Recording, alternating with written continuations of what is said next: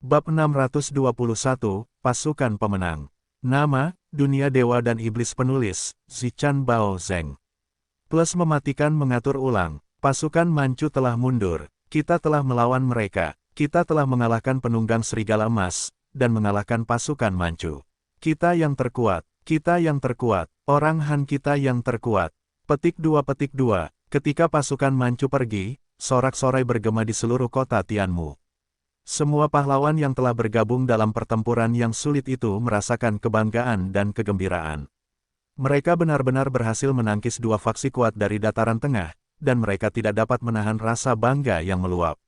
Lebih jauh lagi, selain sifat pertempuran yang brutal, mereka telah memperoleh pengalaman yang berharga, menempa ketabahan mental dan sikap mereka sebagai prajurit. Hanya melalui perang dan rasa kemenangan yang manis, suatu unit dapat menjadi pasukan elit. Itulah alasan mengapa pasukan di masa lalu memiliki sejarah yang begitu gemilang, karena mereka telah menempa diri mereka melalui pertempuran yang tak terhitung jumlahnya dan muncul sebagai pemenang, menjadi lebih kuat secara keseluruhan. Selama Perang Dunia Kedua, pasukan Jerman terus-menerus muncul sebagai pemenang atas pasukan Inggris di Afrika, menyebabkan pasukan Inggris terus-menerus mundur.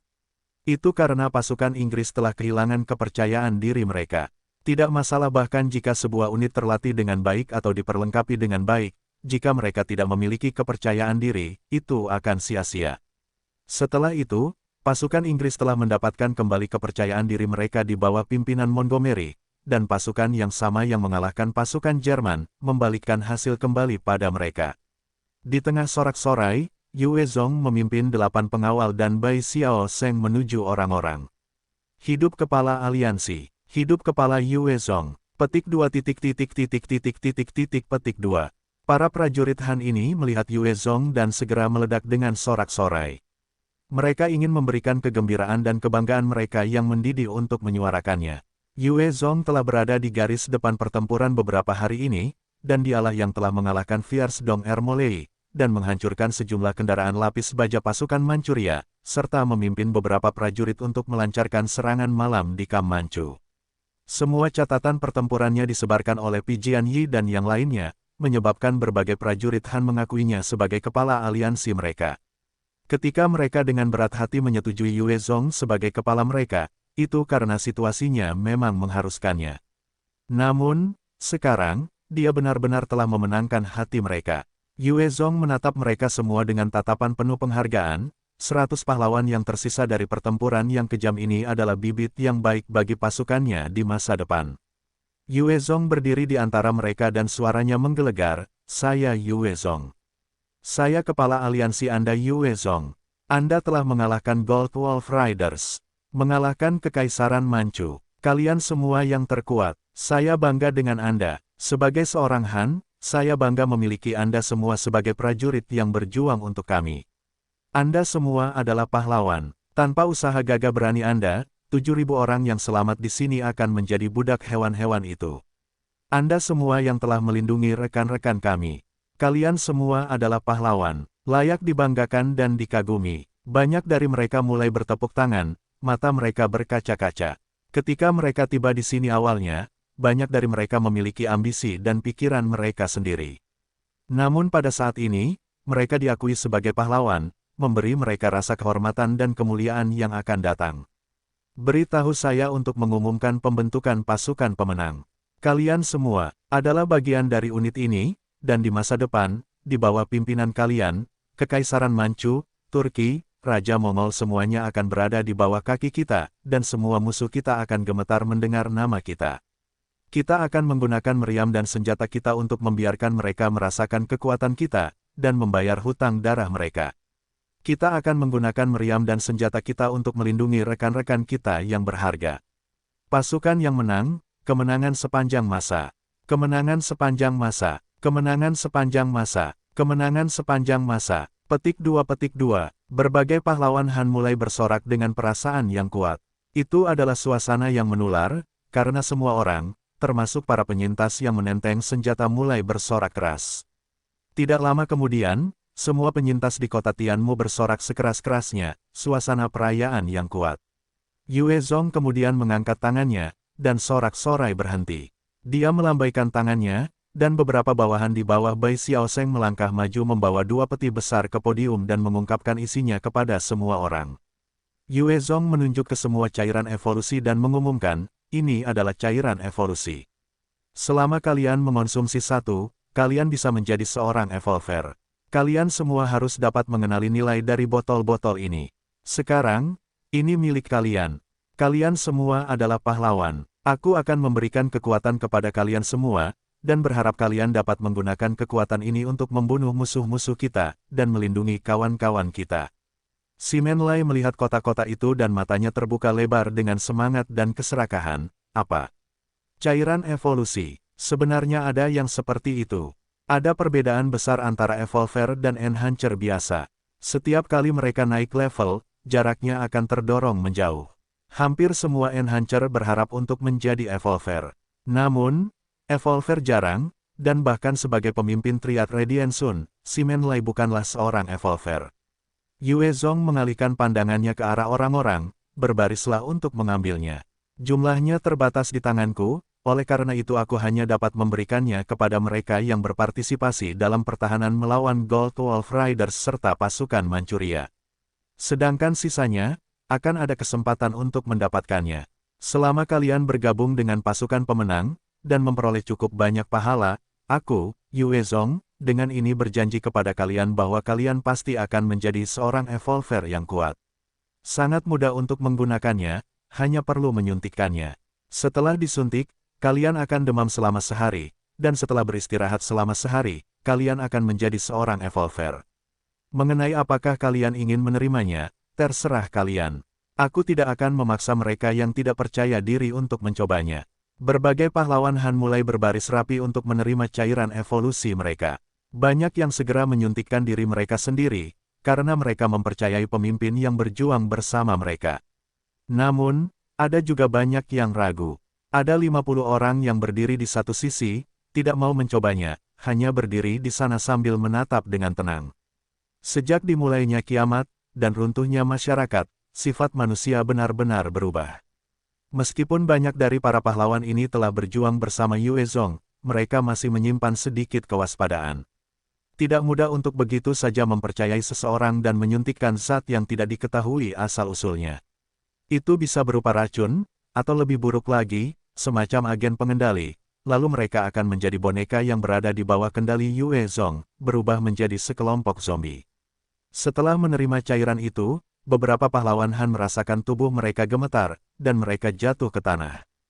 Terengah-engah dengan keras. Menyaksikan ini, banyak dari mereka merasa terkejut, dan menoleh untuk melihat Yue Zong, tatapan mereka dipenuhi dengan sedikit kecurigaan. Jika dia tidak bisa menjelaskan dengan benar, mereka akan segera berselisih dengannya. Kepala Aliansi, apa artinya ini? Kepala Aliansi, tolong jelaskan. Menghadapi pengawasan ketat dari orang-orang yang hadir, Yue Zong tetap tenang dan berkata, saya sudah menyebutkan ini, untuk berubah menjadi seorang evolver, setelah meminum cairan itu, Anda akan terbakar oleh demam, setelah sehari, Anda akan pulih secara alami dan menjadi seorang evolver. Kalian semua bisa menunggu sehari, dan lihat apakah kata-kata saya benar atau tidak.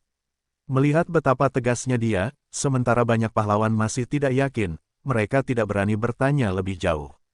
Bagaimanapun, mereka telah melihat betapa santainya dia membantai musuh-musuhnya, dan juga kejam dalam menangani setiap kebencian di awal. Sebelum semuanya pasti, mereka tidak berani berselisih dengannya.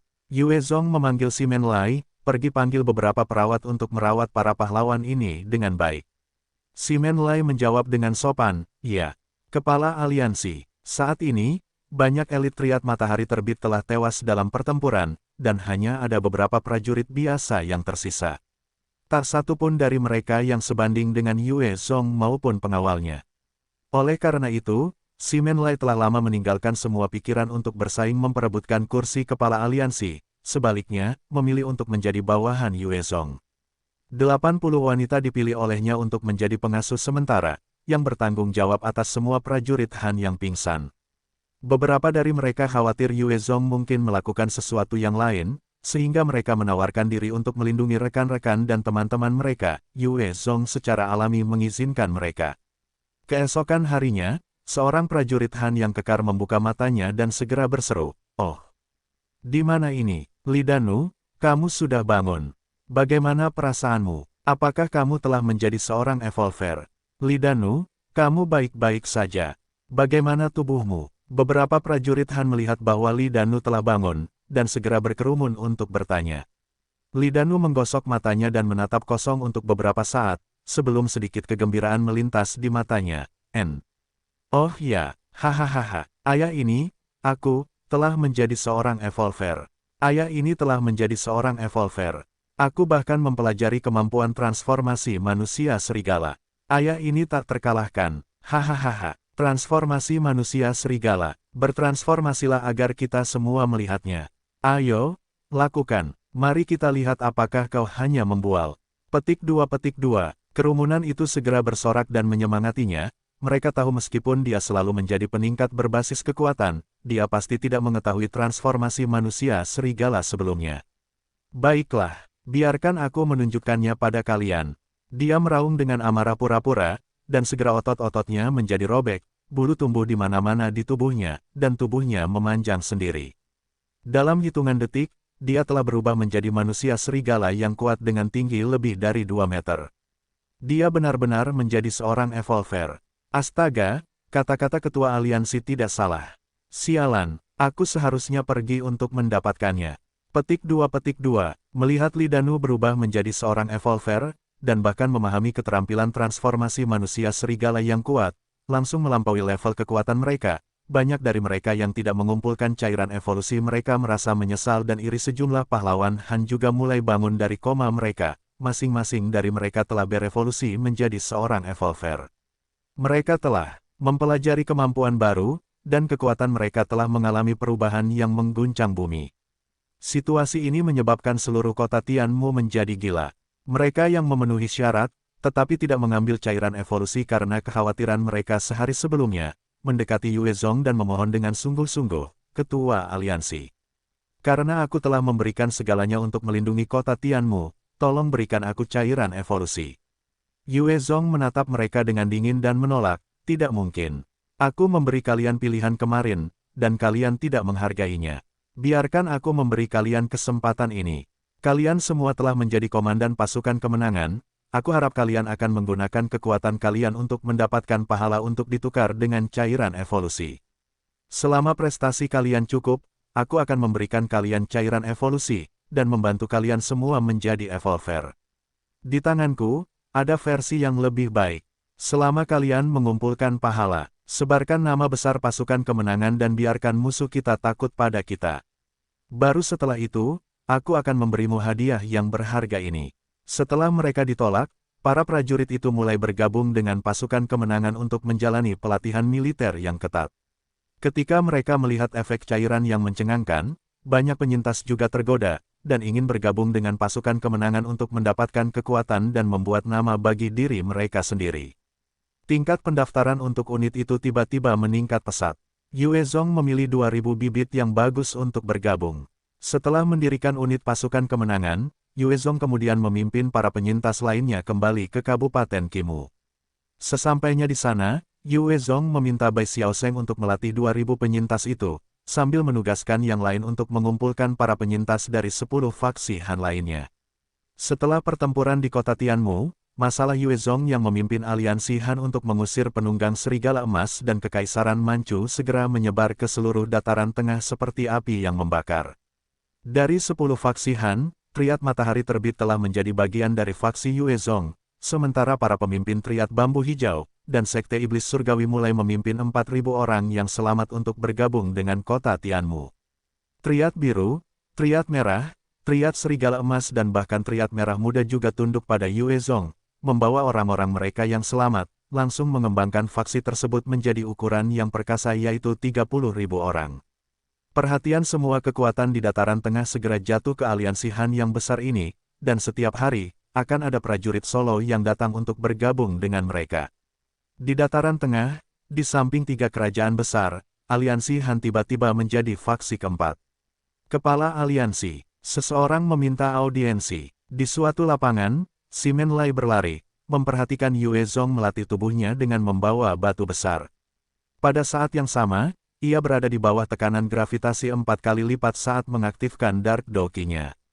Setiap hari, setelah menyelesaikan urusannya, Yuezong akan menggunakan metode ini untuk melatih Dark Doki-nya, untuk mendapatkan pemahaman yang lebih baik tentangnya. Terkadang, menggunakan keterampilan tambahan yang sudah dikenalnya akan berarti kartu truf tambahan di lapangan. Yuezong melemparkan batu besar itu ke tanah, dan menarik napas dalam-dalam, matanya beralih untuk menatap Si Menlai, siapa yang mencariku? Si Menlai menjawab, itu dari tentara rakyat. Bawahan Raja Mongol Hueran, Guoming telah memimpin pasukan yang terdiri dari 1.000 tentara untuk menyerang mereka. Utusan itu ada di sini untuk mencari bantuan. Kepala, apakah Anda akan memberinya audiensi? Yuezong mengerutkan kening. Saat dia merenung, sebelum berkata, biarkan dia masuk. Seorang pria dengan pakaian compang camping yang tampak berdebu dan menyedihkan, namun perawakannya tegak dan tatapannya tegas datang di hadapan Yuezong. Dia berbicara, Letnan Yingkong dari penjaga perbatasan memberi salam kepada Kepala Yue. Saya datang mencari bantuan Anda dalam mengerahkan pasukan Anda untuk menyelamatkan kota Huyan kami. Yuezong menatap pria ini dengan penghargaan dan berkata, bisa. Saya bisa mengerahkan pasukan saya ke kota Anda. Namun, saya ingin semua yang selamat berada di bawah faksi saya, termasuk pasukan Anda. Yingkong menatap balik ke arah Yuezong tanpa rasa takut. Saya ingin mengajukan beberapa pertanyaan kepada Kepala Yue. Silakan bertanya. Yingkong segera menembak. Pertama, jika Anda memimpin aliansi Han untuk mengalahkan Raja Mongol, Kekaisaran Manchu, Kekaisaran Turki, bagaimana Anda akan berurusan dengan para penyintas dari 3 faksi ini? Yuezong tidak ragu-ragu dan segera menjawab, mereka yang tangannya telah ternoda oleh darah Han akan dieksekusi. Keluarga mereka akan menjadi budak. Adapun warga biasa itu, selama mereka tidak ikut serta dalam kegiatan apapun yang merugikan Han, dan menyerah, aku dapat memperlakukan mereka sebagai warga biasa juga. Namun, tidak akan ada hak istimewa apapun. Di faksi aliansi Hanku, semua warga negara setara, aku tidak akan menganiaya ras tertentu begitu saja. Demikian pula, tidak akan ada pengampunan atas pelanggaran apapun. Bahkan Han manapun dalam 3 faksi utama, selama tangan mereka diwarnai dengan darah sesama Han, mereka tidak akan terhindar. Prinsip Yuezong selalu mata ganti mata, gigi ganti gigi. Dia akan menangani kekerasan dengan kekerasan, dan membalas kejahatan dengan kejahatan. Dia tidak memiliki kebencian khusus untuk ras lainnya, lagi pula, ketika dia di universitas, dia juga punya banyak teman dari ras yang berbeda. Namun, di dunia apokaliptik ini, ada banyak orang nasionalis atau rasis. Di barat, ada Nazi Jerman, faksi sayap kanan Jepang, sifat brutal negara A, serta supremasi kulit putih Amerika dan Eropa juga. Mereka semua merasa ras mereka sendiri adalah yang terkuat dan memandang ras lain dengan hina. Selama masa damai, mereka sudah memiliki tingkat kekuatan tertentu. Di dunia di mana kepercayaan kurang, setiap orang nasionalis dapat dengan cepat mengumpulkan orang-orang yang berpikiran sama seperti mercusuar. Yingkong kemudian melanjutkan, kedua, setengah dari orang-orang yang selamat di kota Huyan adalah orang Mongolia, bagaimana Anda akan berurusan dengan mereka? Yuezong menjawab dengan acuh tak acuh, jika mereka tidak melakukan kesalahan apapun, mereka masih memenuhi syarat untuk menjadi warga negara saya. Saya akan memperlakukan mereka dengan adil seperti orang-orang yang selamat lainnya, selama mereka bersedia bekerja, saya dapat menjamin bahwa kualitas hidup mereka tidak akan lebih buruk. Jika mereka telah melakukan pelanggaran besar, maka mereka akan ditangani. Ini tidak ada hubungannya dengan latar belakang ras mereka, hanya diri mereka sendiri dan perilaku mereka. Hal yang sama berlaku untuk orang Han di kamp saya. Yingkong menatapnya tanpa rasa takut dan berkata, bagus. Kepala Yue, dalam hal ini, selama Anda menepati janji dan memperlakukan semua orang dengan adil, tentara rakyat akan bergabung dengan Anda. Saya, Yingkong, adalah orang Mongolia sendiri. Banyak orang Mongolia memiliki aspek kehidupan yang saling terkait dengan orang Han, oleh karena itu, pernikahan antara kedua belah pihak adalah hal yang umum. Tidak semua orang Mongolia ingin menangkap seorang Han untuk dijadikan budak. Meskipun Yingkong adalah orang Mongolia, dia adalah penjaga perbatasan dengan rasa hormat yang kuat. Dia dan rekan-rekannya terus melindungi 800 orang yang selamat dari kota Huyan melalui keinginan mereka yang teguh. Bagi mereka, tidak ada perbedaan antara orang Mongol atau Han, itu hanya penjajah Tiongkok dan asing. Tindakan Raja Mongol yang memproklamirkan diri dengan menyerbu berbagai tempat untuk mendapatkan budak melewati batas dengan Yingkong. Dia tidak menyetujuinya. Entah bagaimana, Guoming, bawahan Hueran, telah mengarahkan pandangannya ke kota Huyan dan 800 orang yang selamat di sana, dengan maksud untuk menaklukkan mereka. Karena Yingkong dan rekan-rekannya yang lain sudah kehabisan akal, mereka hanya bisa meminta bantuan Yue Zong. Yue Zong membuat keputusan untuk membantu, dan segera mengerahkan Bai Xiaosheng, Yin Xuang serta 50 evolver pasukan khusus menuju pangkalan tentara rakyat. Pasukan kemenangan masih menjalani pelatihan, dan di bawah bimbingan dan instruksi dari berbagai elit yang telah melalui pertempuran, mereka semua perlahan tapi pasti menjadi lebih kuat. Sebelum pelatihan mereka berakhir, Yue Zong tidak bersedia mengirim mereka pada latihan langsung. Dalam rencananya, pasukan kemenangan ini akan menjadi salah satu pasukan terkuat yang harus dia sapu bersih melalui dataran tengah. Dia perlu memastikan bahwa mereka memiliki standar tertinggi. Kota Huyan adalah kota kecil di dataran tengah, dengan populasi sekitar 2.000 jiwa di masa lalu. Dengan datangnya kiamat, penjaga perbatasan yang ditempatkan di dekatnya berhasil menyelamatkan 500 jiwa dari para zombie. Berkat perlindungan mereka, para penyintas dari daerah sekitarnya mulai berdatangan, dan meningkatkan populasi menjadi 800 jiwa. Kota kecil ini telah menjalani kehidupan dengan sedikit konflik, dan sekarang, kedamaian mereka akan terganggu. 1.000 pasukan berkuda yang kuat menendang badai debu saat mereka tiba di depan kota. Guoming, sebagai kapten utama pasukan ini, menunjuk ke kota dan memerintahkan dengan dingin, bunuh. Orang pertama yang berhasil masuk akan dipromosikan 3 peringkat, dan diberi 5 ekor banteng, 10 wanita cantik. Setelah kota ini menjadi milik kita, selain orang Mongolia, semua orang akan menjadi budak kita. Bunuh, bunuh, bunuh, bunuh. Petik 2. Para penunggang kuda itu menyerbu dengan tatapan haus darah ke arah kota Huyan. Peng, peng, peng. Dari kota Huyan, tiba-tiba terdengar suara tembakan keras, yang langsung menewaskan sejumlah pengendara. Namun, karena kurangnya senjata api, serta tidak adanya senjata api berat, hanya ada sekitar 60 senapan, 81. Selain itu, karena sering digunakan, peluru yang tersisa sangat terbatas. Seorang prajurit mendatangi seorang pria dengan tubuh kekar, kumis dan janggut besar, dan berkata, "Kapten, saya hanya punya sekitar 5 magasin tersisa." Prajurit berjanggut ini adalah pemimpin penjaga perbatasan, Si Tujin. Si Tujin menjawab, "Simpan amunisi, biarkan mereka mendekat, lalu kita tembak." Prajurit lain memiliki wajah khawatir, "Kapten, pelurunya berkurang. Saya tidak berpikir kita punya lebih dari 200, tetapi mereka punya 1.000 orang, apa yang harus kita lakukan?" Si Tujin menatap mereka semua, dengan seringai di wajahnya, "Apa yang perlu dikhawatirkan? Setelah peluru keluar, kita masih punya bilah pisau kita. Tanpa pedang, kami masih punya taring dan tinju. Melindungi rakyat negeri ini adalah tugas kami. Ada 800 saudara sebangsa yang bergantung pada kami. Melindungi mereka adalah tugas dan tanggung jawab kami. Aku tahu akan sulit bagi kita untuk hidup lebih lama dari hari ini. Jika kalian ingin pergi, aku tidak akan menyalahkan kalian. Kalian semua adalah prajurit terbaik yang bisa didapatkan negara ini, dan kalian adalah saudara-saudaraku yang baik. Apakah kalian memilih untuk mati di sini bersamaku, atau pergi dan terus hidup? Kalian akan selamanya menjadi teman dan saudara dekatku." Seorang prajurit menjawab dengan penuh semangat, "Kapten, apa yang kau katakan? Mereka yang ingin pergi pasti sudah lama pergi." Yang lain terkekeh dan berkata, "Tepat sekali. Karena kita semua tetap bertahan sejak awal, kita tahu hari ini akan tiba cepat atau lambat." Si Tujin memandang ke 60 prajurit yang tetap tinggal bersamanya dengan ekspresi puas. Pada awalnya, ada total 200 orang yang mengikuti Si Tujin.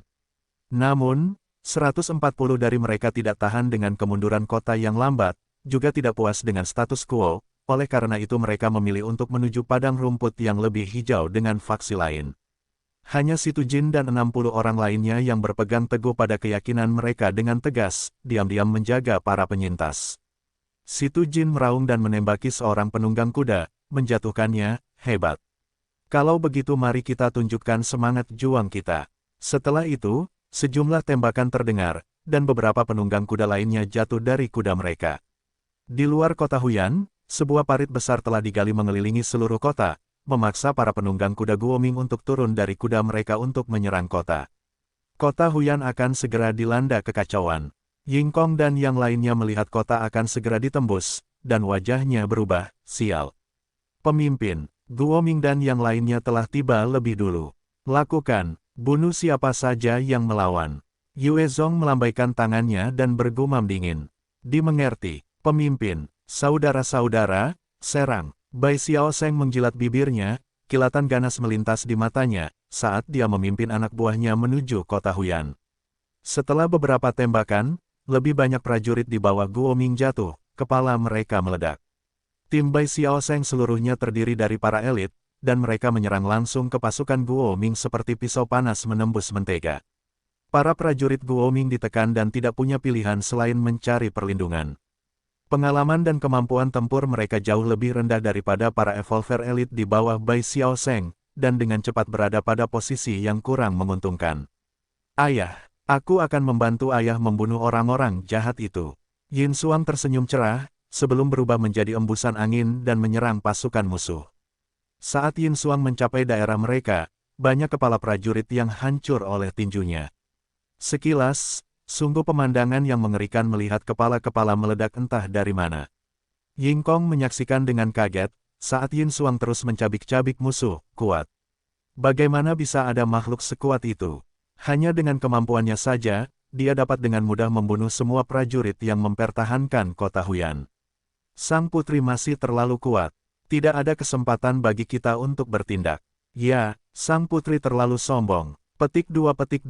Para elit di bawah Bai Xiaosheng tidak dapat menahan diri untuk tidak berdiskusi dengan lembut ketika mereka melihat betapa tiraninya Yin Xuang. Itu bukan pertama kalinya mereka melihatnya menunjukkan kekuatannya yang gila, tetapi setiap kali mereka melihatnya, mereka diingatkan betapa lemahnya mereka. Kuat, Yue Zong menyaksikan Yin Xuang memusnahkan bawahan Guoming dengan ekspresi yang rumit. Jika ada 100 organisme seperti dia, Yue Zong tidak berani membayangkan faksi mana yang mungkin bisa melawan mereka. Jika dia bertukar pukulan dengan Yin Xuang, Yue Zong merasa bahwa dia mungkin masih bisa bertahan, tetapi jika ada dua darinya, dia akan terbunuh, bahkan tanpa kesempatan untuk melarikan diri. 300 prajurit tewas seperti semut, sementara sisanya kehilangan keinginan untuk bertarung, dan dengan cepat naik ke tunggangan mereka untuk melarikan diri. Mereka yang berada di atas kuda adalah target yang lebih jelas, mereka baru saja keluar dari persembunyian, dan langsung ditembak jatuh oleh Yue Zong dan anak buahnya. Guoming meraung marah dan mengaktifkan transformasi manusia serigala tingkat kedua, berubah menjadi manusia serigala kuat yang menyerang Yin Xuang, binatang. Aku akan membunuhmu. Dengan hembusan angin, tinju kecil Yin Xuang menghantam tepat ke kepala Guoming, menyebabkan evolver tingkat tinggi ini kehilangan kepalanya. Tubuhnya ambruk ke tanah. Dengan Guoming yang berakhir dengan satu pukulan, bawahannya yang lain langsung kehilangan akal dan bergegas melarikan diri. Beberapa bahkan melemparkan senjata mereka untuk menyerah. Para prajurit yang mencoba melarikan diri tidak berhasil melarikan diri terlalu jauh, karena mereka dengan cepat ditembak jatuh oleh Bai Xiaosheng dan timnya. Ini adalah tim yang dapat menghadapi lebih dari 100 musuh evolver, dan tidak menjadi masalah untuk memburu para prajurit yang melarikan diri itu. Setelah membunuh mereka, Bai Xiaosheng dan yang lainnya kemudian mengirim pasukan untuk pergi dan mengumpulkan mereka yang telah menyerah. Situ Jin menatap Yue Zong dan seluruh timnya yang jumlahnya bahkan tidak lebih dari 100, hatinya bergetar karena terkejut, kuat. Sungguh metode yang kejam. Prajurit lainnya menatap Yin Xuang yang cantik dan menggemaskan itu, yang gaun putihnya berkibar tertiup angin, matanya dipenuhi dengan keheranan. Ini adalah seorang gadis yang imut dan sangat berbahaya pada saat yang sama. Kontras yang mencolok antara dia dan pemandangan berdarah di belakangnya sangat jelas. Yingkong mendatangi Situ Jin dengan gembira dan memperkenalkan Yue Zong kepadanya, Kapten. Kapten, aku kembali. Ini adalah pemimpin kota Kimu, kepala Yue Zong dari Aliansi Han. Ketika para prajurit di sekitar Situ Jin mendengar ini, mata mereka bersinar dengan kilatan aneh, saat mereka melihat ke arah Yue Zong dengan hati-hati.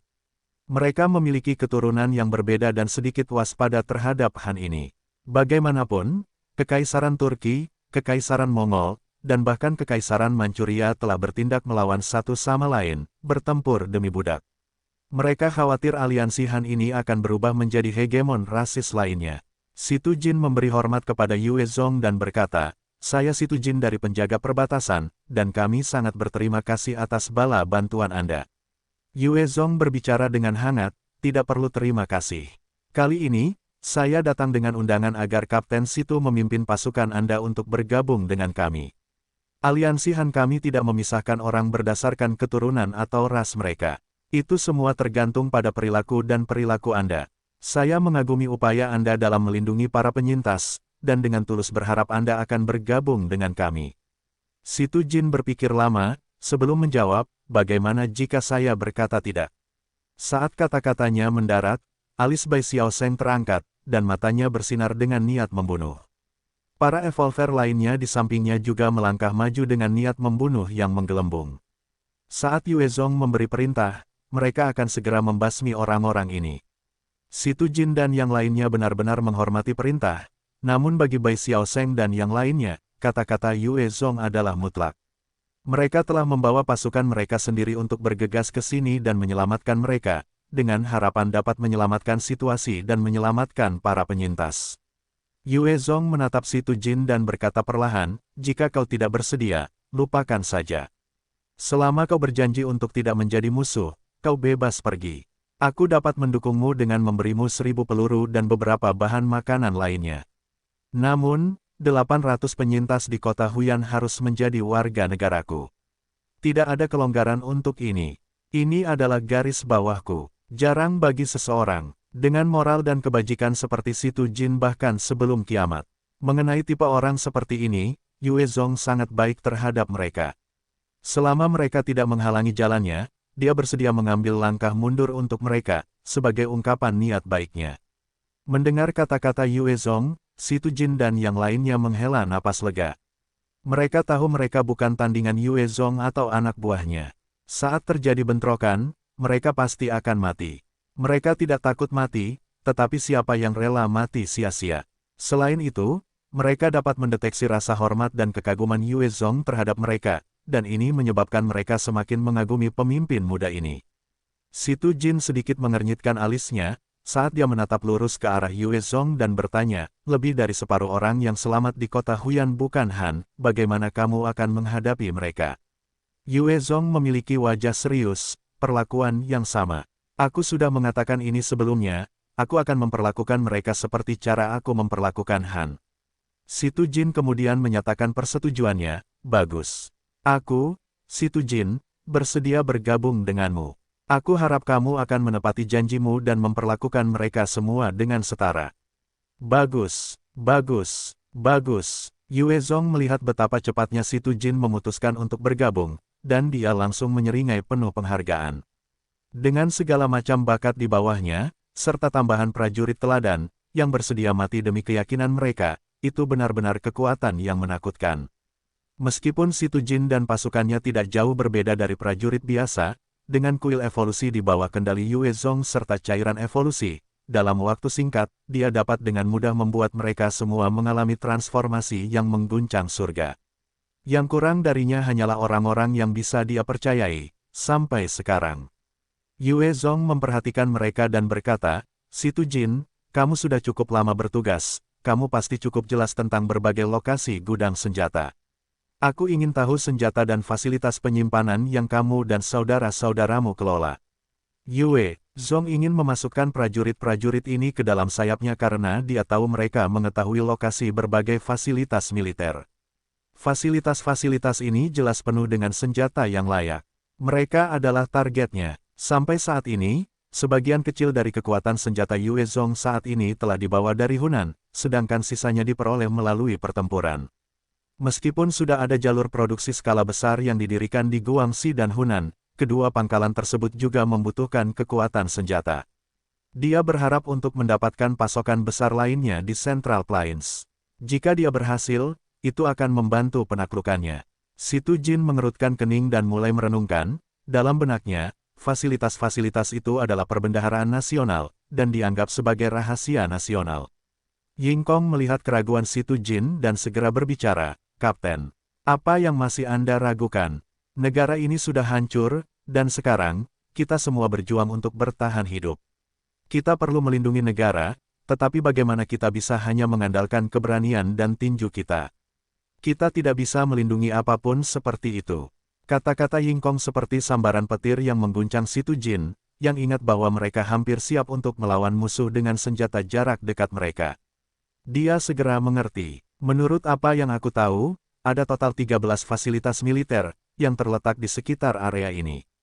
Situ Jin mengeluarkan peta dan mulai menunjuk ke lokasi tertentu. Tempat ini kecil, dan ada satu peleton yang ditempatkan di sana. Barang-barang di dalamnya kemungkinan besar telah diambil. Kedua tempat ini juga merupakan pangkalan setingkat kompi, barang-barang di dalamnya juga kemungkinan telah diklaim. Kamp ini telah dibuka oleh Raja Mongol. Ada satu lokasi yang aku cukup yakin belum ada yang menyentuhnya, ini dia. Situ Jin menunjuk ke satu lembah tertentu. Di pegunungan Ulan ini, ada resimen lapangan yang diam-diam ditempatkan di sana. Di masa lalu, saya pernah ditempatkan di sana sekali, dan itu adalah lokasi yang sangat rahasia. Seharusnya tidak banyak yang mengetahuinya. Masih ada peralatan untuk satu resimen di sana. Ketika semua orang mendengarnya, mata mereka berbinar, ekspresi mereka gembira. Dalam kiamat ini, satu IFV dapat menyebabkan faksi berukuran kecil gemetar ketakutan. 4 tank sudah cukup untuk membajak faksi beranggotakan 10.000 orang. Ada banyak tank di dalam stasiun resimen, dengan helikopter serbu, IFV untuk booth. Jika mereka bisa mendapatkan pangkalan, maka faksi dataran tengah Yue Zong akan menumbuhkan tingkat kekuatan yang lebih tinggi lagi. Situ Jin mengingatkan mereka, namun, pemimpin, pegunungan Ulan benar-benar berbahaya. Menurut apa yang saya ketahui, ada banyak binatang mutan yang mengintai di sana, dan itu adalah lokasi bahaya bagi manusia. Banyak ahli telah mencoba pergi ke sana untuk memburu binatang mutasi untuk naik level, tetapi mereka yang pergi tidak kembali. Mereka sebagian besar seperti mati, telah menjadi santapan bagi binatang mutasi. Sangat berbahaya di sana. Yue Zong merenung sejenak sebelum menjawab, aku mengerti. Situ Jin telah menjadi bawahan Yue Zong, sehingga para penyintas di kota Huyan secara otomatis menjadi warga Yue Zong. Mereka kemudian digiring keluar kota, menuju kota Kimu. Yue Zong baru saja mengatur agar 800 penyintas pindah ke kota Kimu, ketika tiba-tiba muncul awan debu sekitar 10 mil jauhnya dari kota Kimu. Sebuah pasukan besar telah muncul. Seorang penjaga melihat mereka, di mana ada banyak pengendara, tank, IFV, kendaraan yang dipasangi senjata, howitzer, dan wajahnya berubah, tidak bagus. Itu pasukan Raja Mongol. Cepat, laporkan kepada pemimpin. Apa, pasukan Mongol sudah ada di sini untuk menyerang? Saat Yue Zong mendengarnya, ekspresinya berubah jelek, waktu yang tepat. Raja Mongol benar-benar tidak sederhana. Sialan, pada saat ini, pasukan pemenang masih menjalani pelatihan, dan senapan di tangannya hanya berjumlah sekitar 3.000, tetapi ada sekitar 300.000 peluru. Mereka kekurangan daya tembak yang kuat, bahkan tidak ada satupun peluncur roket.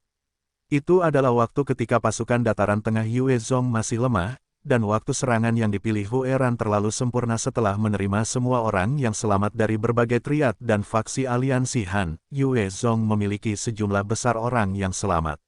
Yang kurang darinya sekarang adalah waktu bagi orang-orang ini untuk menjadi pejuang yang layak. Pada periode krusial inilah Hueran tiba-tiba melancarkan serangannya. Jika Yue Zong memilih untuk lari, maka beberapa puluh ribu orang Han akan jatuh ke tangannya. Yue Zong belum menetapkan posisinya di dataran tengah, dan dia tidak punya pilihan selain melawan pasukan Hueran. Di atas tembok kota di sekitar kota Kimu yang dibangun belum lama ini, banyak komandan dan bawahan mereka telah melihat pasukan Mongol yang mendekat. Wajah mereka semua tidak sedap dipandang.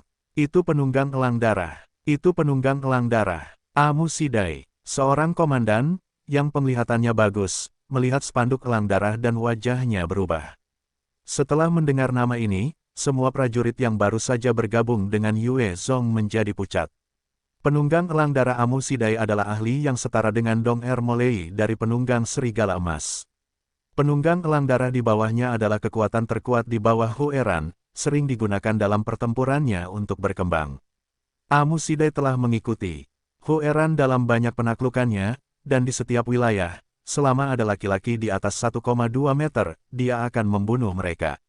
Jumlah orang yang telah dibantai di tangan mereka lebih dari 20.000.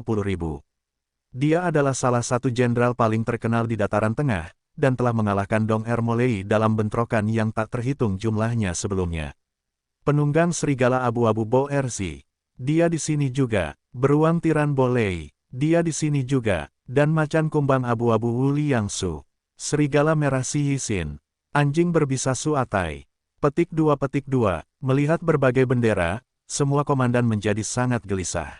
Raja Mongol memiliki lebih dari 40.000 pasukan, dan kali ini, ia benar-benar mengerahkan setengah dari mereka, terutama kemunculan penunggang elang darah Amu Sidai dan penunggang serigala abu-abu Bo Erzi. Selain kedua pemimpin ini, kemunculan jenderal-jenderal terkenal lainnya membuat para prajurit yang hadir merinding. Di kota Kimu, pasukan pemenang bahkan belum berlatih selama lebih dari 10 hari, dan mereka masih kekurangan keterampilan dan daya tembak. Raja Mongol Hueran telah memutuskan untuk menggunakan pisau jagal untuk menyembelih ayam, dan mengerahkan 20.000 pasukan elit untuk menyerang kota Kimu. Bayangan gelap menyelimuti seluruh kota. Yue Zong melihat ke arah pasukan yang mendekat dan tertawa, jumlah hewan yang datang benar-benar banyak. Selama kita mengalahkan mereka, kita akan menjadi faksi terbesar di Central Plains. Semua orang, yakinlah, kali ini, karena mereka berani datang, mereka tidak akan bisa kembali. Mereka akan menjadi pupuk bagi tanah kota Kimu. Li Guang menatap ke-20.000 pasukan Mongolia, dan berbicara dengan percaya diri, itu benar. Pada saat itu, ketika penunggang serigala emas dan kekaisaran Manchuria ingin menyerang pasukan kemenangan kita, kita masih berhasil mengalahkan mereka. Ini hanya 20.000 babi. Hanya butuh waktu lebih lama untuk membunuh mereka. Pasukan elit membutuhkan kepercayaan diri. Setelah menjadi komandan pasukan kemenangan, Li Guang juga mendapatkan sedikit harga diri. Selama Yue Zong ada di sana untuk menjaga moral, dia yakin Yue Zong bisa memimpin mereka menuju kemenangan. Hampir ada rasa hormat yang membabi buta dari kemampuan Yue Zong. Ya, itu hanya 20.000 babi. Kita bisa mengalahkan mereka. Raja Mongol telah menggonggong pohon yang salah. Di depan kita, mereka hanya semut. Petik 2. Melihat kepercayaan diri Li Guang dan Yue Zong, para perwira yang tadinya gusar karena kemunculan para ahli Mongolia itu mulai tenang, dan mulai menunjuk ke arah musuh. Kepercayaan diri mereka datang dari Yue Zong sendiri, selama dia ada di sekitar, mereka tidak akan kalah. Si Tujin mengamati para komandan itu dan diam-diam mengagumi keberanian mereka. Bahkan dia sendiri berkeringat ketika mendengar nama-nama penunggang elang darah Amu Sidai dan penunggang serigala abu-abu Bo Erzi.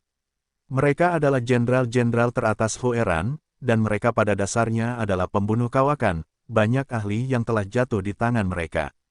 Seorang penunggang datang dari pasukan Mongol dan berteriak dengan nada sombong, mereka yang berada di dalam kota Kimu, dengarkan. Jenderal Amu Sidai memerintahkan kalian untuk meletakkan senjata dan menyerah tanpa syarat. Jika tidak, kami akan menerobos pertahanan, dan tidak akan membiarkan makhluk hidup atau bergerak.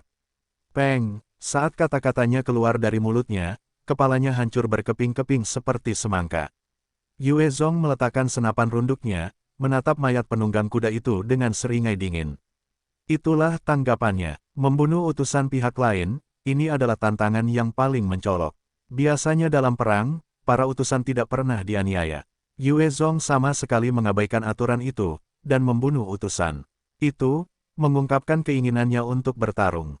Di pihak Mongolia, seorang pria kekar mengenakan jubah hitam, dan baju zirah yang terbuat dari kulit binatang mutasi tipe 3, menunggangi kuda hitam tipe 2 yang langka, kepalanya memiliki satu tanduk, tubuhnya ditutupi sisik, meraung marah, anjing Han itu berani membunuh utusanku. Saat aku menangkapnya, aku akan memenggal kepalanya untuk dijadikan dudukan toiletku. Pria kekar di atas kuda hitam tipe 2 ini tepatnya adalah penunggang elang darah, Amu Sidai, salah satu evolver tingkat puncak di Dataran Tengah. Seorang pria berjubah merah darah, helm, serta bilah melengkung di pinggangnya berlutut dan berkata kepada Amu Sidai, Jenderal. Aku bersedia memimpin orang-orang untuk pergi dan mengambil kepala Yue Zong untukmu. Amu Sidai memasang wajah penuh penghargaan, bagus. Boleh, kau akan memimpin pasukan untuk mengambil kepala Yue Zong untukku. Bolei adalah salah satu jenderal terkuat di bawah Amu Sidai, dan telah memperoleh banyak jasa atas nama jenderalnya. Penaklukannya hanya kalah dari Amu Sidai. Ya, Jenderal, Bo Lei menjawab dengan hormat, segera mengerahkan pasukannya. 1000 penunggang kuda yang semuanya berjubah merah darah tiba-tiba keluar dari pasukan musuh, dan menuju kota Kimu di bawah komando Bo Lei. Bodoh, penunggang kuda tidak seharusnya digunakan seperti itu. Yue Zong menatap mereka dan pandangan sombong melintas di matanya. Bai Xiaoseng. Singkirkan mereka, ya, pemimpin. Bai Xiaoseng tertawa dingin dan memerintahkan, tembak sesuka hati. Para elit yang mengikuti Yue Zong sepanjang jalan mulai menembakkan senjata mereka.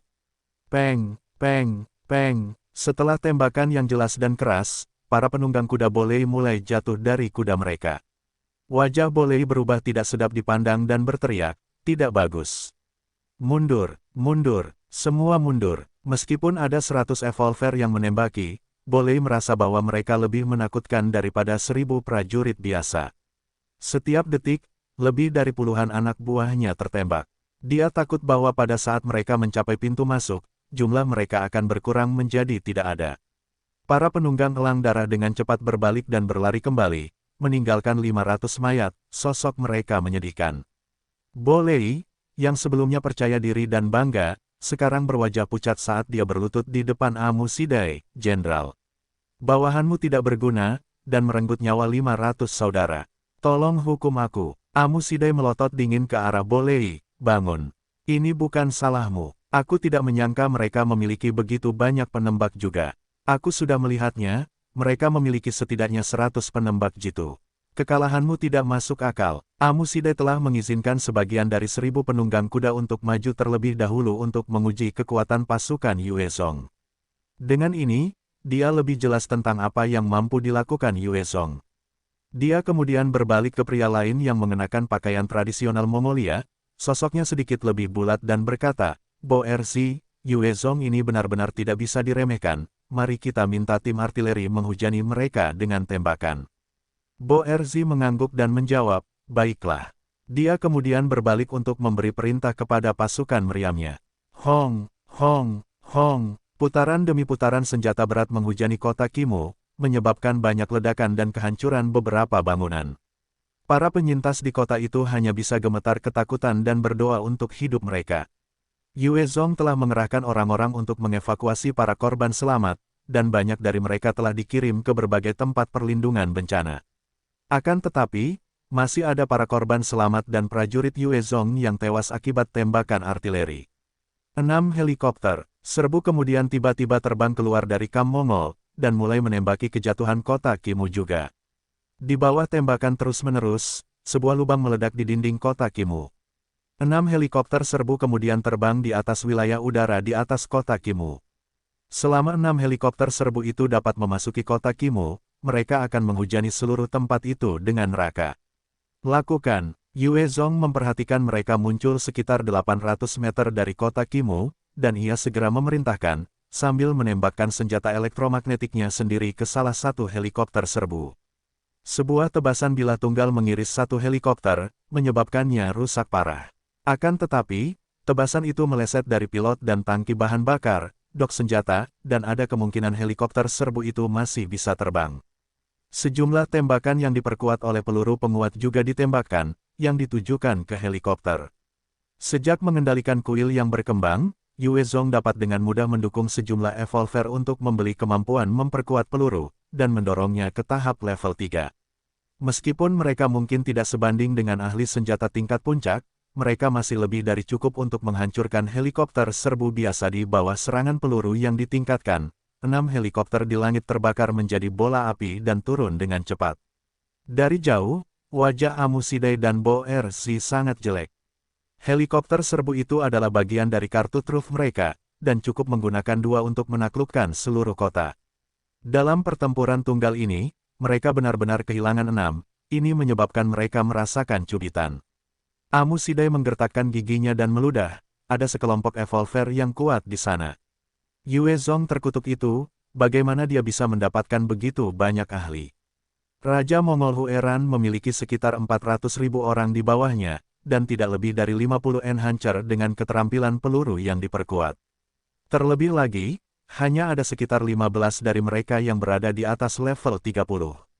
Amu Sidai tidak dapat memahami bagaimana Yue Zong bisa mendapatkan begitu banyak ahli. Bo Erzi juga meludah dengan marah. Yue Zong, si Han itu, adalah salah satu musuh paling menakutkan yang pernah kutemui. Kita jelas tidak boleh membiarkannya tumbuh. Kalau tidak, orang-orang Mongol kita akan menjadi budaknya. Dia harus mati hari ini. Yue Zong baru saja aktif di sekitar dataran tengah untuk sementara waktu, namun, kecakapan pertempuran yang dia tunjukkan luar biasa, dan itu cukup untuk membuat 3 faksi utama duduk dan memperhatikan. Bo Erzi tidak mau membiarkan musuh sebesar itu merajalela. Dia segera memberi perintah lain, semua pasukan, serang. Penunggang serigala abu-abu, maju terus. Dengan 4 tank, 15 IFV, 30 kendaraan bersenjata di bagian depan konvoi, lebih dari 10.000 penunggang serigala abu-abu menyerbu ke arah kota Kimu. Saat penunggang serigala abu-abu mulai menyerang, tembakan meriam tidak berhenti. Tembakan hebat terus menekan Yue Zong dan pasukannya. Grey Wolf Riders bukanlah kelompok yang beraneka ragam, telah melalui beberapa pertempuran. Yue Zong memegang senjata elektromagnetiknya dan menembaki tank yang datang. Kilatan terang terjadi, dan tembakan dari senjata elektromagnetik menembus tank, sebelum 3 tembakan berturut-turut lainnya membunuh pengemudi, menghentikan lajunya. Karena para evolver lainnya tidak dapat menghentikan tank, sasaran mereka jatuh ke kendaraan yang dipasangi senjata. Setelah kilatan terang, sejumlah kendaraan yang dipasangi senjata meledak dalam api. Li Guang meraung keras, busurnya menembaki Grey Wolf Riders, bunuh. Bunuh babi-babi ini, mereka semua sekelompok hewan, kita bisa membantai mereka seperti itu. Bunuh mereka semua, pasukan pemenang kita tidak terkalahkan. Pasukan pemenang kita adalah yang terkuat. Omong kosong apapun penunggang elang darah dan penunggang serigala abu-abu, mereka bukan tandingan kita. Bunuh mereka semua. Para komandan pasukan pemenang yang telah mengalami kengerian pertempuran kota Tianmu mulai ikut meneriakkan seruan perang, menembaki pasukan serigala abu-abu. Berteriak seperti ini mampu melampiaskan rasa takut mereka, pada saat yang sama, meningkatkan moral prajurit lainnya. Jika mereka tetap diam, beberapa rekrutan baru mungkin tidak dapat menahan tekanan. Bunuh anjing-anjing Han itu. Setelah kita menembus tembok, kita akan membantai mereka selama 3 hari penuh. Semua orang menyerang. Ada banyak wanita di kota Kimu, setelah kita menerobos, kita bisa bermain dengan mereka sesuka kita. Menyerang. Bunuh anjing-anjing Han itu. Petik 2. Para penunggang serigala abu-abu benar-benar elit pasukan Raja Mongol. Mereka melanjutkan serangan mereka menuju kota Kimu, menghadapi serangan dan terus berjalan dengan susah payah. Saat mereka membalas, banyak prajurit pasukan kemenangan juga jatuh. Kita tidak bisa terus seperti ini. Yue Zong menyaksikan ini dan mengeluarkan lolongan melengking ke langit. Di langit, Grini menukik turun, dan meraih ke arah tanah, menarik IFV ke langit bersamanya. Kemudian melepaskannya, mengayunkan kendaraan malang itu ke arah yang lain, menyebabkan keduanya meledak dengan kuat. Setelah menghancurkan 2 IFV, Grini kemudian melayang ke langit, dan dengan sayapnya yang kuat, ia menyulap tornado dengan kemampuan bawaannya, meledakkan badai debu di sekitar pasukan Grey Wolf Riders. Saat angin bertiup, banyak pengendara tidak bisa membuka mata mereka, sedangkan pasukan Yue Zong tidak terpengaruh, mereka dapat terus mengalahkan Grey Wolf Riders dengan mudah. Dengan Grini mendominasi langit, mengirimkan hembusan angin ke Grey Wolf Riders, itu sangat memengaruhi daya tembak mereka, mengurangi hasil kerusakan mereka. Wajah Amu Sidai jelek saat dia melihat Grini, binatang mutasi tipe 3. Sialan, dia benar-benar bisa mengendalikannya. Ancaman binatang mutasi tipe 3 cukup jelas bagi semua faksi. Namun, manusia juga memiliki banyak ahli dan memiliki kecerdasan. Raja Mongol Hueran telah mengatur perburuan binatang mutasi tipe 3 sebelumnya, dan di bawah serangan gabungan para ahli, mereka berhasil memburunya. Itulah sebabnya Amu Sidai tahu betapa mengerikannya binatang mutasi tipe 3. Kuda jantan hitam tipe 2 miliknya sendiri dijinakkan dalam sebuah pertemuan kebetulan. Dia tidak tahu bagaimana membiarkannya berevolusi ke tahap tipe 3, dan dia tidak yakin dia bisa mengendalikannya. Monster, bagaimana mereka bisa menerima bantuan dari monster seperti itu? Terlalu menakutkan. Aku hanya mendengar tentang binatang seperti itu dalam mitos, bagaimana bisa ada yang muncul di sini? Petik 2. Para penunggang serigala abu-abu bersembunyi di balik selimut di sekitarnya, dan menyaksikan Greenie mengepakkan sayapnya sejauh lebih dari 80 meter, mata mereka dipenuhi ketakutan. Binatang seperti itu telah melampaui pengetahuan dan imajinasi mereka, dan yang lebih buruk, binatang ini membantu musuh. Moral mereka anjlok. Boerzi menatap Greenie di langit dan meraung dengan marah, persetan. Bunuh binatang itu. 1000 prajurit Grey Wolf Riders mulai menembaki langit, menyelimuti area tempat Greenie berada. Kecepatan Greenie memang cepat, karena telah mencapai batas suara, dan tidak ada satupun dari mereka yang dapat menyentuhnya. Ancaman utama dari mutan beast di udara adalah karena mereka sulit diserang. Satu-satunya kelemahan mereka adalah pertahanan mereka yang rendah, tidak dapat dibandingkan dengan mutan beast yang berbasis di darat. Greenie terus terbang di langit, meledakkan tornado besar, mendarat dari waktu ke waktu untuk menangkap beberapa Grey Wolf Riders.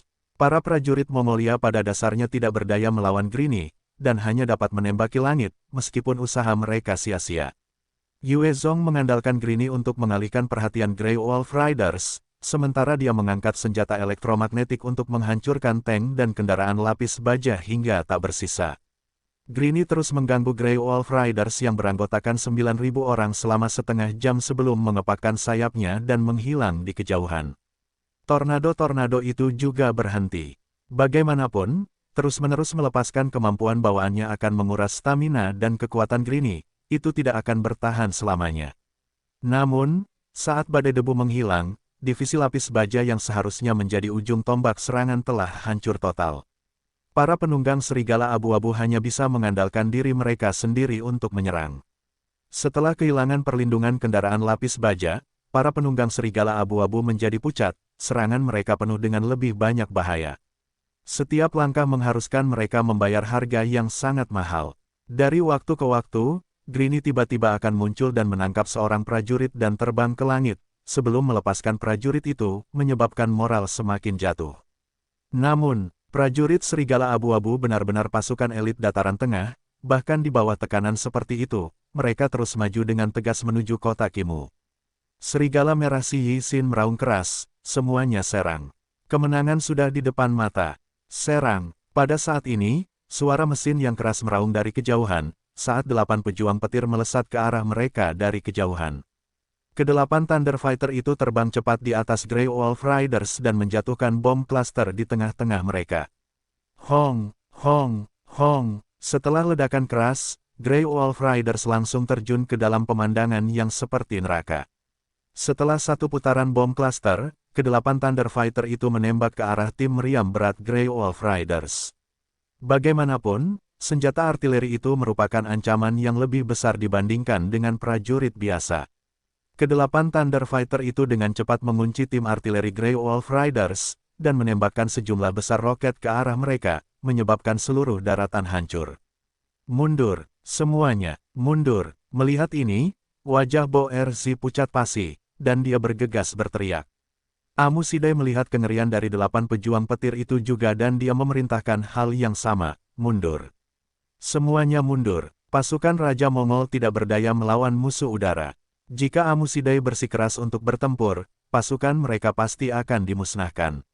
Mendengar perintah itu, penunggang serigala abu-abu dan penunggang elang darah dengan cepat mundur dengan menyedihkan. Setelah menghancurkan kam artileri, 8 pejuang petir terus mengejar, membunuh para prajurit pasukan Mongolia. Yue Zong juga memanfaatkan kesempatan itu untuk memimpin para elit pasukan kemenangan untuk mengejar mereka, membunuh lebih dari 1000 prajurit penunggang serigala abu-abu dan penunggang elang darah, menangkap 200 dari mereka, mengakibatkan kekalahan telak bagi pasukan Mongolia. Zhao Tiangang keluar dari salah satu Thunder Fighter, bergegas ke Yue Zong sambil memberi hormat. Zhao Tiangang memberi hormat kepada pemimpin.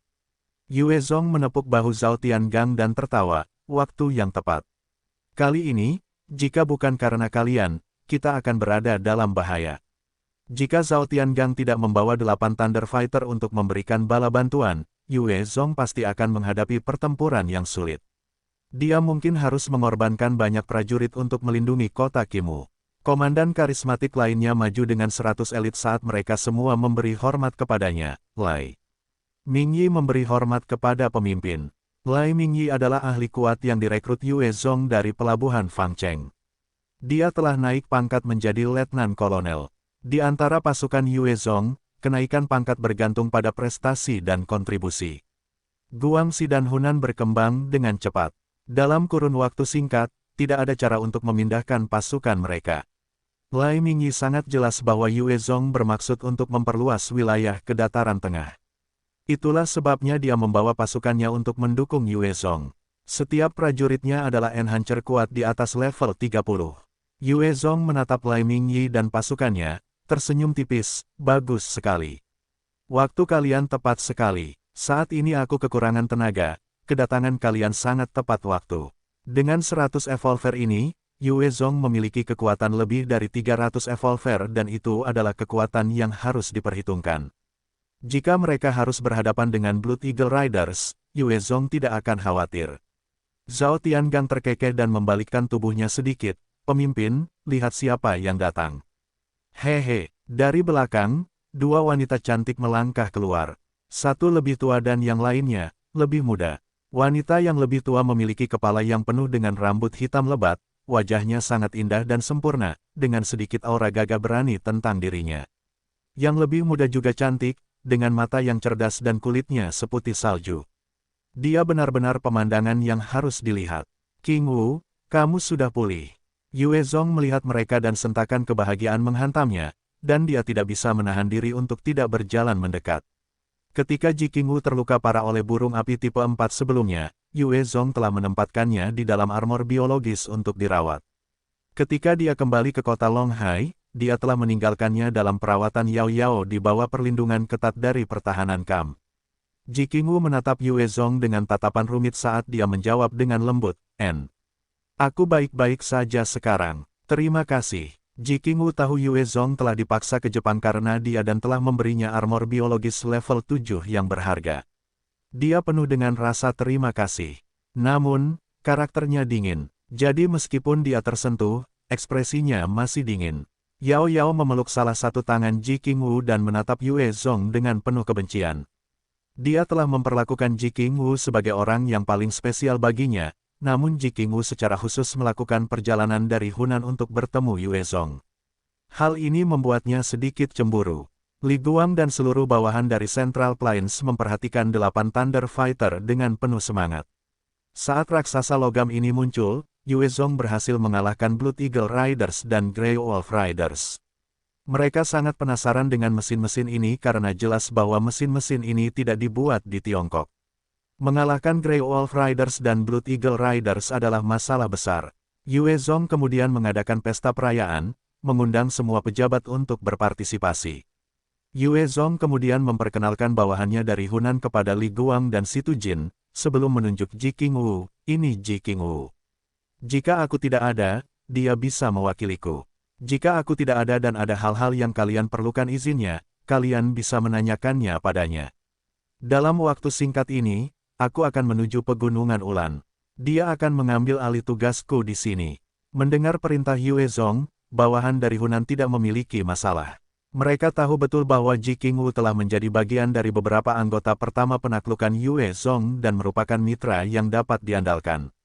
Banyak dari mereka sebenarnya pernah berada di bawahnya dan mereka tahu kekuatannya. Karena itu, tidak ada yang menentang perintah ini. Namun, orang-orang dari dataran tengah memiliki kilatan aneh di mata mereka. Jika itu adalah Yue Zong sendiri, mereka pasti baik-baik saja dengannya. Namun, jika itu adalah orang lain, terlebih lagi, itu adalah seorang wanita, mereka tidak dapat menerimanya. Li Guang, yang minum terlalu banyak, tidak dapat menahan diri untuk tidak berkata, pemimpin. Siapa dia? Saat dia berkata, dia sedikit menyesalinya. Kata-kata Li Guang membuat tatapan semua orang tertuju pada Yue Zong. Yue Zong menatap Ji King Wu dan berbicara terus terang, dia adalah wanitaku dan calon istriku. Ketika Ji King Wu mendengar itu, wajahnya sedikit memerah karena kegembiraan dan rasa malu dan tidak membantahnya. Mendengar kata-katanya, jenderal lainnya dari Central Plains tidak memiliki keluhan lagi. Kekuatan Yue Zong benar-benar menakutkan. Dia tidak hanya mengatur sejumlah besar ahli untuk dikirim dari Hunan, dia juga membawa amunisi. Banyak jenderal Central Plains penuh dengan rasa hormat dan kagum padanya. Karena Yue Zong telah membuat keputusannya, mereka hanya bisa mengikuti perintahnya. Setelah pesta selesai, Yue Zong kembali ke kamarnya dan mengeluarkan teratai darah. Ragu-ragu sejenak, kali ini, ekspedisi mungkin penuh dengan bahaya. Sebaiknya aku mengambil satu terlebih dahulu. Yue Zong berhasil mencuri 4 biji teratai darah dari sarang harimau bersisik putih tipe 4. Dia menyerahkan satu kepada Olming untuk melakukan penelitian dan satu lagi kepada pusat penelitian kota Longhai, sementara dia sendiri memiliki 2. Mengenai efeknya, Yue Zong tidak yakin dan tidak berani mengambilnya dengan gegabah. Sekarang setelah dia menetapkan begitu banyak, akan menjadi lelucon jika dia mati karena mengonsumsi sesuatu yang salah. Di dunia apokaliptik ini, ada banyak harta aneh yang dapat memberdayakan orang. Pada saat yang sama, ada tanaman beracun yang sama kuatnya. Setiap hari, akan ada orang yang meninggal karena mengira tumbuhan beracun sebagai makanan. Yue Zong tidak ingin menjadi salah satu dari mereka. Teratai darah adalah sesuatu yang langka dan tampaknya tidak banyak. Setelah penelitian yang lama, yang dapat dilihat Olming adalah bahwa itu sama sekali tidak berbahaya bagi manusia. Hanya saja efeknya tidak pasti. Yue Zong aman di kota Longhai saat itu dan dengan demikian tidak ada terburu-buru untuk meningkatkan dirinya sendiri jadi dia menyimpannya bersamanya selama ini. Setelah ragu sejenak, dia memasukkannya ke dalam mulutnya. Saat teratai darah memasuki perutnya, itu berubah menjadi gelombang energi hangat dan mengalir ke seluruh tubuhnya. Itu ganas, seolah-olah ingin mencabik-cabik tubuhnya. Yue Zong merasakan dadanya sangat sakit dan memuntahkan seteguk darah. Dia meronta-ronta di tempat tidurnya dan menghantam dengan tinjunya saat douki gelap yang kuat dikirim keluar, menghancurkan pintu. Pembunuh, pembunuh, petik 2 petik 2. 20 ahli segera menyerbu keluar dan mengepung tempat itu. Mereka hanya melihat White Bones berdiri diam di dekat pintu sementara Ji Qingwu memeluk Yue Zong yang tidak berhenti memuntahkan darah. Ji Qingwu memerintahkan dengan ekspresi sedih, bersiaplah. Bunyikan alarm, semua orang harus waspada. Suruh Bai Xiaosheng mengirim beberapa orang untuk menjaga daerah itu. Ya, atas perintahnya, Bai Xiaosheng segera memimpin 100 evolver puncak dan menempatkan mereka di berbagai tempat, meningkatkan keamanan. Lai Mingyi dan Li Guang memimpin pasukan mereka sendiri dan mulai berpatroli. Seluruh kota Qimu dilanda suasana yang menegangkan. Teratai darah yang mengerikan itu benar-benar mendominasi, menyebabkan darah merembes keluar dari kulitnya. Dia tidak bisa menahan diri untuk tidak berjuang menahan rasa sakit. Seluruh tubuhnya memanas dan bahkan keringatnya diwarnai dengan darah. Ji Qingwu memperhatikan Yue Zong yang jelas-jelas kesakitan, hatinya gelisah. Namun, dia cerdas dan segera memikirkan zirah biologis. Zirah biologis, itu bisa menyelamatkannya. Dia menurunkannya dengan hati-hati dan bergegas ke kamarnya sendiri, bersiap untuk membawa zirah biologis. Tidak perlu, aku bisa menahannya. Tepat saat dia sampai di kamarnya, dia mendapati Yue Zong telah menopang dirinya sendiri dan berteriak dengan suara serak. Setelah berusaha sekuat tenaga untuk kalimat itu, dia menutup matanya dan dengan cepat menyalurkan Dark Douki-nya untuk menyempurnakan efek kuat dari Blood Lotus. Efek pengobatan dari Blood Lotus mulai disempurnakan oleh Dark Douki, menutrisi dan meningkatkannya. Yue Zong akhirnya memahami penggunaan Blood Lotus. Itu tidak dimaksudkan untuk memperkuat entitas biologis melainkan kemampuan bawaannya. Itu mungkin Dark Douki atau kekuatan batin lainnya, bahkan beberapa bakat bawaan yang ajaib. Jika itu diberikan kepada seseorang yang tidak berlatih Douki atau orang biasa yang tidak memiliki kemampuan bawaan, tubuh mereka akan segera meledak jika tidak cukup kuat atau mati kehabisan darah bahkan dengan daya tahan yang tinggi. Ji Qingwu terus memeluk Yue Zong dengan lembut bahkan ketika pori-porinya mengeluarkan kotoran dan darah, berharap untuk meredakan rasa sakitnya. Setelah 2 jam, Yue Zong perlahan membuka matanya saat cahaya terang menyala. Indikasi peningkatan kekuatannya lagi. Selamat, Douki gelapmu telah memperoleh peningkatan +2. Di dalam benaknya, pemberitahuan itu berbunyi. Ketika Yue Zong mendengarnya, senyum mengembang di wajahnya, hebat. Sekarang aku bisa menghemat 4 poin keterampilan. Douki gelap adalah kemampuan yang kuat. Setiap kali dia menyalurkannya, seluruh tubuhnya akan diperkuat berkali-kali lipat dalam waktu singkat. Jumlah penguatan tubuhnya bergantung pada kekuatan Douki gelap. Semakin kuat tubuhnya dan Douki, semakin eksponensial peningkatan kekuatannya. Dengan keterampilan Douki gelap ini, kekuatan Yue Zong telah meningkat ke tingkat lain dan dia memiliki cara lain untuk menyelamatkan hidupnya. Ketika Yue Zong membuka matanya, dia segera melihat Ji Qingwu yang wajahnya penuh dengan kekhawatiran. Dia segera dipenuhi dengan kehangatan dan kelembutan. Meskipun dia bukan orang suci, telah membunuh banyak orang dan melakukan banyak hal buruk, fakta bahwa dia masih memiliki seseorang yang peduli padanya, membuatnya merasa puas. Ji Qingwu melihat tatapan penuh gairah Yue Zong. Wajahnya memerah, berniat untuk mendorongnya, tetapi pada saat yang sama, dia takut memperparah luka-lukanya. Yue Zong menatap wanita yang sangat cantik di depannya ini dan merasakan detak jantungnya semakin cepat.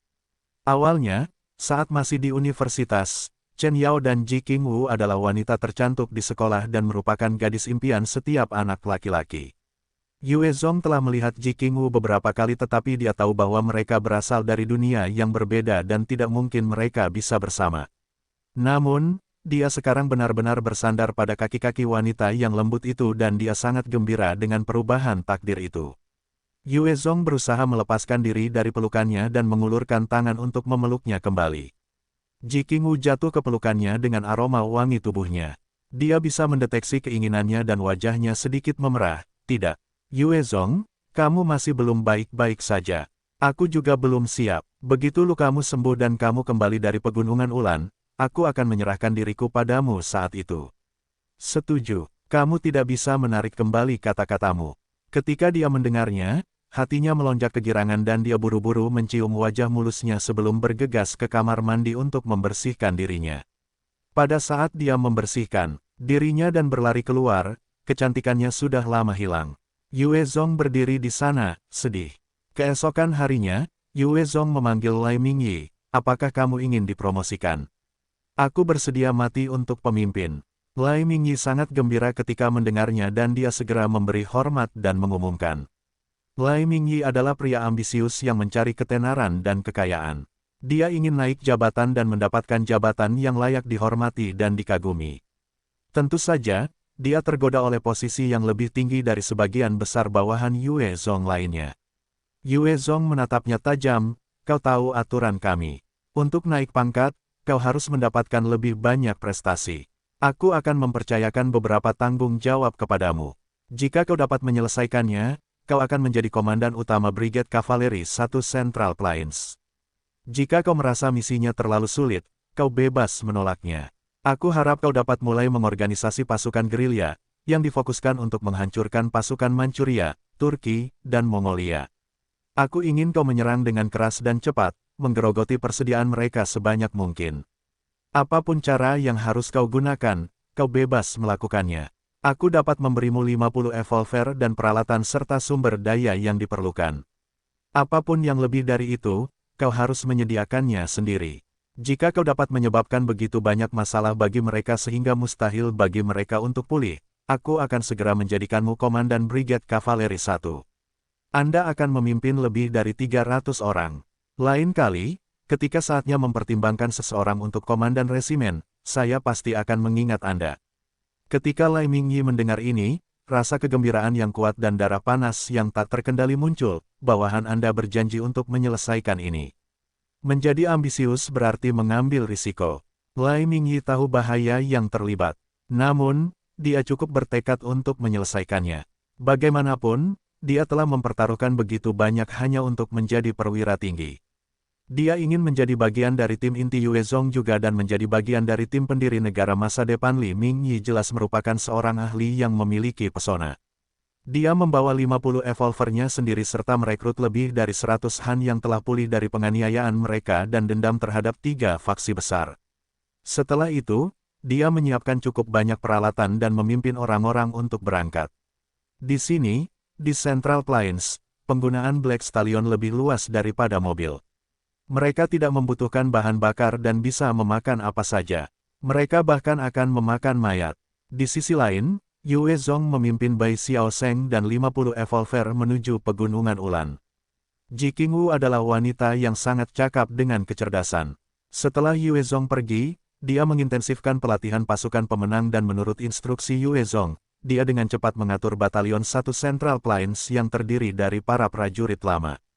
Selain reorganisasi tentara, Ji Qingwu telah berhasil menarik 10.000 orang untuk membentuk pasukan sekunder dan membuat mereka menjalani pelatihan. Jika terjadi sesuatu, mereka bisa langsung direkrut menjadi pasukan. Pasukan sekunder sebagian besar terdiri dari milisi sipil. Di Hunan dan Guangxi, Yuezong memiliki 20.000 pasukan elit tetapi pasukan sekunder berjumlah lebih dari 100.000. Di dunia apokaliptik ini, manusia tidak hanya perlu menangkis binatang mutasi dan zombie. Mereka juga perlu melindungi diri dari manusia lain. Kekuatan militer tidak bisa dikompromikan. Masalah tentang penunggang elang darah dan penunggang serigala abu-abu yang dikalahkan oleh Yuezong segera menyebar ke seluruh dataran tengah. Setiap faksi di dataran tengah mulai memperhatikan aliansi Han besar yang terletak di kota Kimu dan semua orang mengenalinya sebagai faksi terbesar keempat. Setiap hari, akan ada prajurit penyendiri yang ingin bergabung dengan aliansi Han. Bahkan ada beberapa faksi yang lebih kecil dengan puluhan orang yang dengan cepat bergabung dengan mereka, memohon perlindungan. Banyak yang masih merasa bahwa itu mungkin tidak selalu lebih baik tetapi karena 3 faksi lainnya terkenal mengerikan, saat faksi-faksi itu menyerang, selain wanita dan anak-anak, semua laki-laki akan terbunuh. Jika tidak, mereka akan dicap sebagai budak dan diperlakukan seperti itu. Selain Han, ras-ras yang lebih rendah lainnya juga menyerbu untuk bergabung dengan aliansi Han yang didirikan oleh Yuezong. Perbedaan utama aliansi Han Yuezong dengan Turki, Kekaisaran Mongolia dan Kekaisaran Manchuria adalah perlakuan yang sama untuk semua ras. Banyak subras dan klan di dataran tengah telah menikah dan menggabungkan garis keturunan dan garis keluarga sehingga setiap orang entah bagaimana sudah berhubungan satu sama lain. Sulit untuk membuat perbedaan yang jelas. Oleh karena itu, banyak yang memilih untuk mengandalkan aliansi Han. Jauh di Central Plains, di dalam sebuah rumah besar, Kaisar Manchuria, Xuanzhen, melotot ke arah bawahannya yang berlutut di tanah. Apa? Yuezong berhasil mengalahkan Blood Eagle Riders dan Grey Wolf Riders. Apakah beritamu dapat dipercaya? Budak itu dengan cepat bersujud dengan sungguh-sungguh, aku bersumpah demi hidupku, tuanku. Berita ini benar adanya. Budakmu berhasil mengetahuinya setelah banyak usaha. Bajingan sialan. Xuanzhen menggertakkan giginya dan menghantam meja di sampingnya, menyebabkan meja itu hancur menjadi debu. Seorang budak datang dan berkata, "Yang mulia, seorang utusan dari Kekaisaran Mongolia telah tiba dan meminta pertemuan." Wajah Xuanzhen kembali menunjukkan aura kerajaannya, dan berkata dengan dingin, "Jadi dia akhirnya ada di sini. Biarkan dia masuk." Di Central Plains, ada konvoi kendaraan yang sedang bergerak, yang terdiri dari truk bahan bakar besar, 2 kendaraan yang dipasangi senjata dan 10 Hummer. Ini adalah armada ekspedisi Yuezong. Si Tujin menunjuk ke arah tertentu, itu pasti kota Ulan di depan. Setelah kita menyeberanginya, kita akan mencapai pegunungan Ulan. Yuezong duduk di salah satu Hummer dan melihat keluar jendela kaca, hanya untuk melihat beberapa gunung di kejauhan terbentuk dan saling terkait erat, itulah sebabnya namanya. Pegunungan Ulan adalah salah satu lokasi alam yang dilindungi terbesar di Tiongkok. Ada banyak bentuk kehidupan biologis di dalamnya. Itu adalah harta karun penelitian bagi para ahli biologi dan sekarang, itu telah berubah menjadi neraka bagi manusia. Tanaman mutan di dalamnya adalah yang paling menakutkan. Peng, peng, peng, Yuezong dan yang lainnya masuk dan segera mendengar suara tembakan yang keras. Suara tembakan yang intens terdengar melalui dataran tengah, menempuh jarak yang jauh. Musuh, wajah Yuezong berubah dan dia dengan cepat melompat keluar dari Hummernya. Yin Xuang, yang berada di pelukan Yuezong, juga menempel padanya saat dia berlari keluar. Dengan kekuatan Yuezong saat ini, dia dapat dengan mudah melesat keluar dengan akselerasi yang lebih cepat daripada Hummer. Sebenarnya, duduk di Hummer lebih berbahaya baginya. Pada saat yang sama, selain dari 2 kendaraan yang dipasangi senjata, para prajurit dengan cepat melompat keluar dari semua Hummer sementara mata mereka terpaku di depan. Tanpa Yuezong memberi perintah, Bai Xiaosheng telah memimpin 5 prajurit bersamanya saat mereka menyerbu ke arah suara itu. Tidak lama kemudian, seorang prajurit datang ke Yuezong dan berkata, "Pemimpin. Itu adalah prajurit dari kerajaan Tuhan yang berperang melawan faksi yang tidak dikenal." "Saya mengerti, saya akan pergi melihat. Kalian semua tunggu di sini untuk perintah lebih lanjut." Dengan itu, Yuezong membawa Yin Xuang dan dengan cepat berjalan maju. Kecepatannya memungkinkannya untuk dengan cepat menaiki bukit, di mana Bai Xiaosheng dan keempat prajurit lainnya tergeletak di tanah. Yuezong juga merangkak dan melihat ke bawah, hanya untuk menemukan 2.000 hakim yang saat ini melancarkan serangan ke kota Ulan. Di langit, 12 helikopter serbu Tiger menembakkan roket tanpa henti, menghancurkan bangunan-bangunan kota Ulan. Di darat, sejumlah howitzer dan peluncur roket mulai menghancurkan kota. Seluruh kota Ulan diselimuti lautan api dan di dalam api itu, ada beberapa militan bersenjata yang terlihat berjuang. Mereka melakukan perlawanan yang berani tetapi di bawah serangan hebat kerajaan Tuhan, mereka tidak punya pilihan selain mundur perlahan. Ketika Yue Zong melihat ini, mereka sudah mulai runtuh, dengan sebagian besar dari mereka hilang dan 2.000 hakim masih berusaha masuk. Yue Zong melihat ke bawah dan mendesah, kita terlambat. Jika mereka ada di sini sehari lebih awal, mereka mungkin bisa bekerja sama dengan para militan di kota Ulan untuk melawan kerajaan Tuhan. Namun, sekarang, kerajaan dewa telah memperoleh kemenangan dan jika Yue Zong menyerbu sekarang, kemungkinan besar kedua belah pihak akan sangat menderita. Bagaimanapun, itu adalah pasukan yang terdiri dari para hakim. Masing-masing dari mereka telah mengalami perubahan pekerjaan dan memiliki kekuatan tempur yang jauh lebih unggul daripada prajurit biasa. Selain itu, mereka diperlengkapi dengan senjata dan bahan peledak yang mengancam dan menakutkan. Bahkan seseorang sekuat Yue Zong bisa mati jika tidak berhati-hati. Tepat pada saat ini, sesuatu yang aneh terjadi. Lautan besar sesuatu yang berwarna coklat mulai menyerbu kota Ulan dari kejauhan. Binatang aneh level 8, semut tentara mutan. Mereka melahap semua yang ada di jalan mereka. Yue Zong menatap mereka, memperhatikan bahwa masing-masing dari mereka hanya seukuran kepalan tangan manusia, dan kawanan itu sangat besar. Ada perasaan aneh bahwa rambutnya berdiri, karena dia bisa tahu bahwa dengan ukuran kawanan itu, rasanya seperti ada lebih dari 1 miliar semut di dalamnya. Kawanan seperti itu bahkan lebih mengerikan daripada gerombolan zombie. 12 helikopter di langit mulai menembaki semut mutasi, meledakkan mereka dengan bahan peledak dan api, memakan semut mutasi. Di bawah serangan yang kuat itu, sebagian besar semut mutasi berubah menjadi abu. Namun, tiba-tiba, semut tentara mutasi tertentu terbang keluar dari kawanannya dengan sayap. Ia mengepakkan sayapnya sebelum terbang menuju salah satu helikopter serbu. Semut tentara yang terbang ini mulai menembakkan asam korosif untuk membakar penutup tank, sebelum menggunakan rahang tajam mereka untuk merobek baju besi hingga terbuka. Tidak lama kemudian, helikopter mulai kehilangan lambung luarnya, saat semut tentara mutasi merobek logam dan mencabik-cabik pilot. Mengikuti jeritan menyedihkan itu, helikopter yang kehilangan pilotnya mulai goyah dan jatuh ke tanah dalam ledakan yang kuat. Jika 12 helikopter itu digunakan dengan benar, mereka dapat dengan mudah membalikkan keadaan pertempuran apapun. Namun, peralatan sekuat itu benar-benar dirobek seperti kertas oleh semut tentara mutan yang kecil, menyebabkan Yue Zong merasakan hawa dingin di hatinya. Yue Zong melihat ke-12 helikopter yang dihancurkan dan bergegas memberi perintah, cepat, mundur.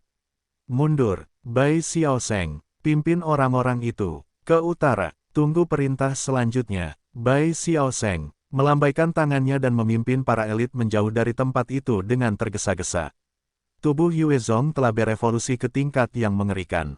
Akan sulit baginya untuk melindungi prajuritnya tetapi, jika dia sendirian, dia yakin bahwa dia bisa melepaskan diri jika keadaan menjadi sulit.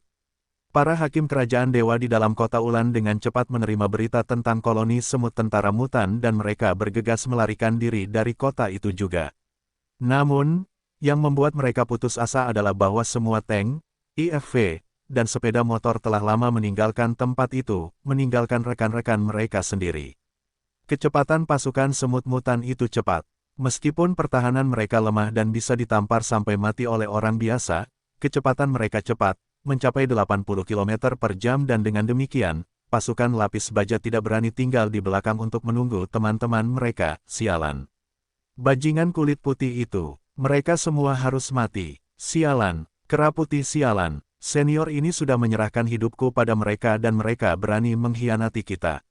Sialan, kalau ada kehidupan selanjutnya, senior ini akan membunuh mereka semua. Petik 2. Petik 2. Para hakim yang telah ditinggalkan adalah orang kulit hitam dan Asia. Dalam kiamat ini, siapapun yang bisa menyediakan susu akan menjadi ibu mereka. Selama seseorang bisa hidup, banyak yang memilih untuk bergantung pada musuh lama mereka. Menjual diri mereka untuk orang asing bukanlah masalah besar. Lagi pula, tidak semua orang bersikeras pada nasionalisme. Di dataran tengah, Kerajaan Tuhan telah berhasil membentuk beberapa unit yang terdiri dari orang Tionghoa. Sekarang seluruh unit dalam bahaya, orang Eropa telah memilih untuk meninggalkan rekan-rekan mereka yang tidak memiliki ras yang sama dengan mereka. Salah satu dari mereka yang jelas memiliki aura memerintah berteriak, "Mundur. Kembali ke kota Ulan, kita akan mempertahankan diri di sana. Hanya dengan begitu mungkin ada harapan." Di bawah pimpinannya, pasukan yang beranggotakan 2.000 orang itu segera kembali ke kota. Koloni semut tentara mutasi itu tampaknya telah mencium bau manusia dan mulai menyerbu ke arah kota Ulan. Para hakim mulai menembaki dengan liar saat mereka menemukan posisi. Di tengah tembakan yang padat, banyak semut tentara mutasi yang dengan cepat terbunuh tetapi kecepatan mereka terlalu cepat. Setelah membayar harga jumlah, mereka berhasil menerkam seorang hakim tertentu dan rahang tajam mereka dengan cepat mencabiknya. "ARGH, sakit, sakit," prajurit itu berteriak ketika sebongkah besar daging dirobek oleh semut tentara mutasi. Dengan satu tamparan, dia berhasil meratakan satu. Namun, ketika semut itu hancur, isi perutnya memercik keluar seperti asam, menggerogoti tangan kanannya, membuatnya semakin menderita. Tidak, tepat setelah itu, selusin semut lainnya menerkamnya dan sudah mencabik-cabiknya, saat dia berteriak dan berjuang dengan sia-sia. Lebih banyak semut menyerbu tubuhnya, menutupi setiap inci tubuhnya saat mereka menggigitnya dan prajurit malang itu segera berhenti bergerak. Pada saat semut tentara mutan bergerak, hanya ada beberapa tulang yang tersisa, tanpa sehelai daging pun. Di bawah tekanan pasukan semut tentara mutan, banyak elit kerajaan dewa dengan cepat menjadi tulang belulang, teriakan mereka bergema di seluruh kota Ulan. "Haruskah aku menyelamatkan mereka?" Yue Zong menatap para elit kerajaan dewa yang terlantar, merasa bimbang. Dia kemudian menyerbu ke arah koloni itu. Melihat Yue Zong mendekati mereka, sejumlah semut tentara mutan mulai merangkak ke arahnya. Namun, Yue Zong telah menukar kalung badainya dan mengaktifkan kemampuannya, mengirimkan hembusan tornado ke segala arah, menerbangkan semut-semut itu. Jumlah semut mungkin gila, tetapi kekuatan mereka tidak terlalu tinggi. Dengan demikian, mudah bagi mereka untuk diterbangkan. Saat ini, suara tembakan di kota Ulan praktis memekakkan telinga. Tidak ada henti bagi mereka dan semua hakim. Di dalamnya mempertaruhkan nyawa mereka. Mereka tidak peduli dengan pengeluaran peluru dan senjata mereka terus menembak tanpa henti. Granat tangan digunakan dengan bebas, meledakkan sepetak semut hingga tak berbentuk. Para prajurit ini benar-benar elit kerajaan dewa. Jika orang biasa harus melawan kawanan semut yang tampaknya tak berujung ini, mereka mungkin telah kehilangan semua harapan. Namun, para hakim ini masih bertarung dengan tekad yang kuat dan itu benar-benar sesuatu yang patut dikagumi. Yue Zong menerbangkan sejumlah besar semut dan pemandangan ini menarik perhatian para hakim di kota Ulan. Yue Zong berteriak keras, "Aku Yue Zong. Aku tahu kalian adalah hakim dari kerajaan dewa. Aku punya permusuhan dengan kerajaan dewa dan mengira mereka telah meninggalkanmu. Aku di sini untuk menyelamatkanmu. Izinkan aku bertanya ini, jika aku menyelamatkan kalian, apakah kalian semua bersedia bekerja untukku?" Yue Zong tidak ingin mengeluarkan kekuatannya tanpa alasan jadi dia memulai dengan negosiasi ini. "Aku bersedia, selama kamu menyelamatkan senior ini pasti akan memberikan hidupku untukmu." "Hebat, Yue Zong. Hanya berdasarkan tindakanmu menyerbu ke sini untuk menyelamatkan kami, selama kamu bisa menutupi pantatku ini, senior ini akan melayanimu seumur hidup." Petik 2. Sejumlah hakim mulai berteriak balik. Bagaimanapun, mereka telah menjual diri mereka kepada kerajaan dewa semata-mata untuk menjalani kehidupan yang lebih baik. Tidak ada kesetiaan sejati dalam hal itu. Jadi, mereka tidak ragu untuk berpindah pihak untuk melayani Yue Zong. Inilah masalah dengan kurangnya persatuan atau ikatan. Situasi seperti itu tidak akan terjadi di Kekaisaran Mongolia, Kekaisaran Manchuria, atau bahkan Kekaisaran Turki. Mereka semua berasal dari satu ras dan satu pikiran. Pandangan nasionalis dari kelompok mereka masing-masing berfungsi untuk mengikat orang-orang bersama. Bahkan jika mereka dikalahkan, mereka tidak akan melayani Yue Zong dengan mudah. Yue Zong telah menangkap banyak elit Mongolia, tetapi hampir tidak ada yang mau melayaninya. Ini adalah bagian dari keuntungan berada dalam kelompok nasionalis. Pria parubaya yang pertama kali memimpin pasukan berteriak keras, Saya Chen Hongyi, Wakil Komandan Batalion Kedua Cabang Mongolia Kerajaan Dewa. Yue Zong, selama kamu menyelamatkan kami semua, seluruh unit di sini akan melayanimu. Bagus. Yue Zong melambaikan tangannya dan mengirimkan api iblisnya, saat tornado yang menyala terbentuk di tangannya. Dia kemudian menamparkan tangan itu dan api yang kuat menyapu ke arah koloni dan mulai melahapnya. Bagi semut tentara mutasi ini, api adalah kutukan terkuat mereka. Dengan sekali sapuan tornado api iblis Yue Zong, sebagian besar koloni mulai terbakar. Suara gemeretak semut dalam api bergema di mana-mana. Hanya serangan ini saja dengan mudah menyebabkan lebih dari 3.000 semut mutasi terbakar. Setelah Yue Zong meningkatkan api iblisnya ke tahap orde kedua, itu benar-benar jauh lebih menakutkan. Dia bisa menyulap tornado api iblis tanpa menghabiskan banyak roh. Karena kartu truf ini, dia berani melangkah maju untuk menyelamatkan para elit kerajaan dewa. Hebat, kita diselamatkan. Petik 2. Menyaksikan ini, para hakim dengan cepat bersorak. Hanya ada 4 dari mereka yang memiliki keterampilan berbasis api dan bahkan saat itu, tidak ada cara untuk dibandingkan dengan Yue Zong.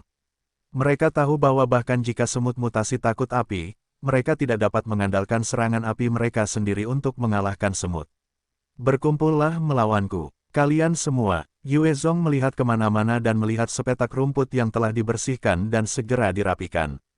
Chen Hongyi berteriak keras, saat ia dengan cepat berjalan menuju Yue Zong, semuanya, serang ke posisi pemimpin Yue Zong. Semuanya, serang aku. Suara tembakan, ledakan, dan segala macam kemampuan diluncurkan saat sekitar 1.800 orang yang tersisa dengan cepat menerobos dan menyerbu ke arah lapangan. Tangan Yue Zong menyala saat penghalang pertahanan api iblis yang panjang muncul di sekitar lapangan. Semut tentara mutasi menyerbu dan mengepung tempat itu. Setelah menunggu beberapa saat, mereka kehilangan kesabaran dan melancarkan serangan.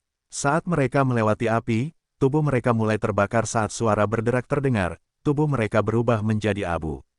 Prajurit yang tersisa terus menonton dari posisi mereka dengan ketakutan, tidak yakin apakah mereka bisa bertahan. Jika semut tentara mutasi menembus api, mereka akan menjadi makanan bagi mereka.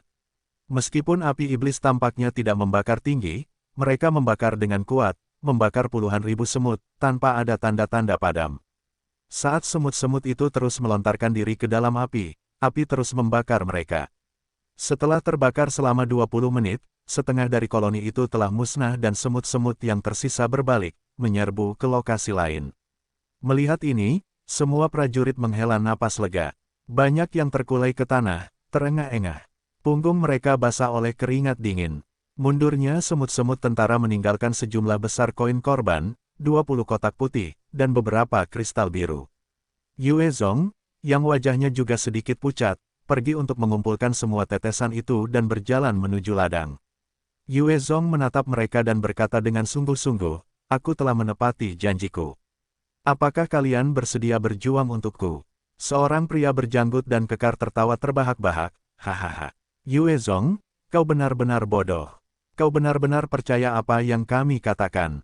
Dasar bodoh, aku tahu kau adalah musuh kerajaan dewa yang sangat dicari.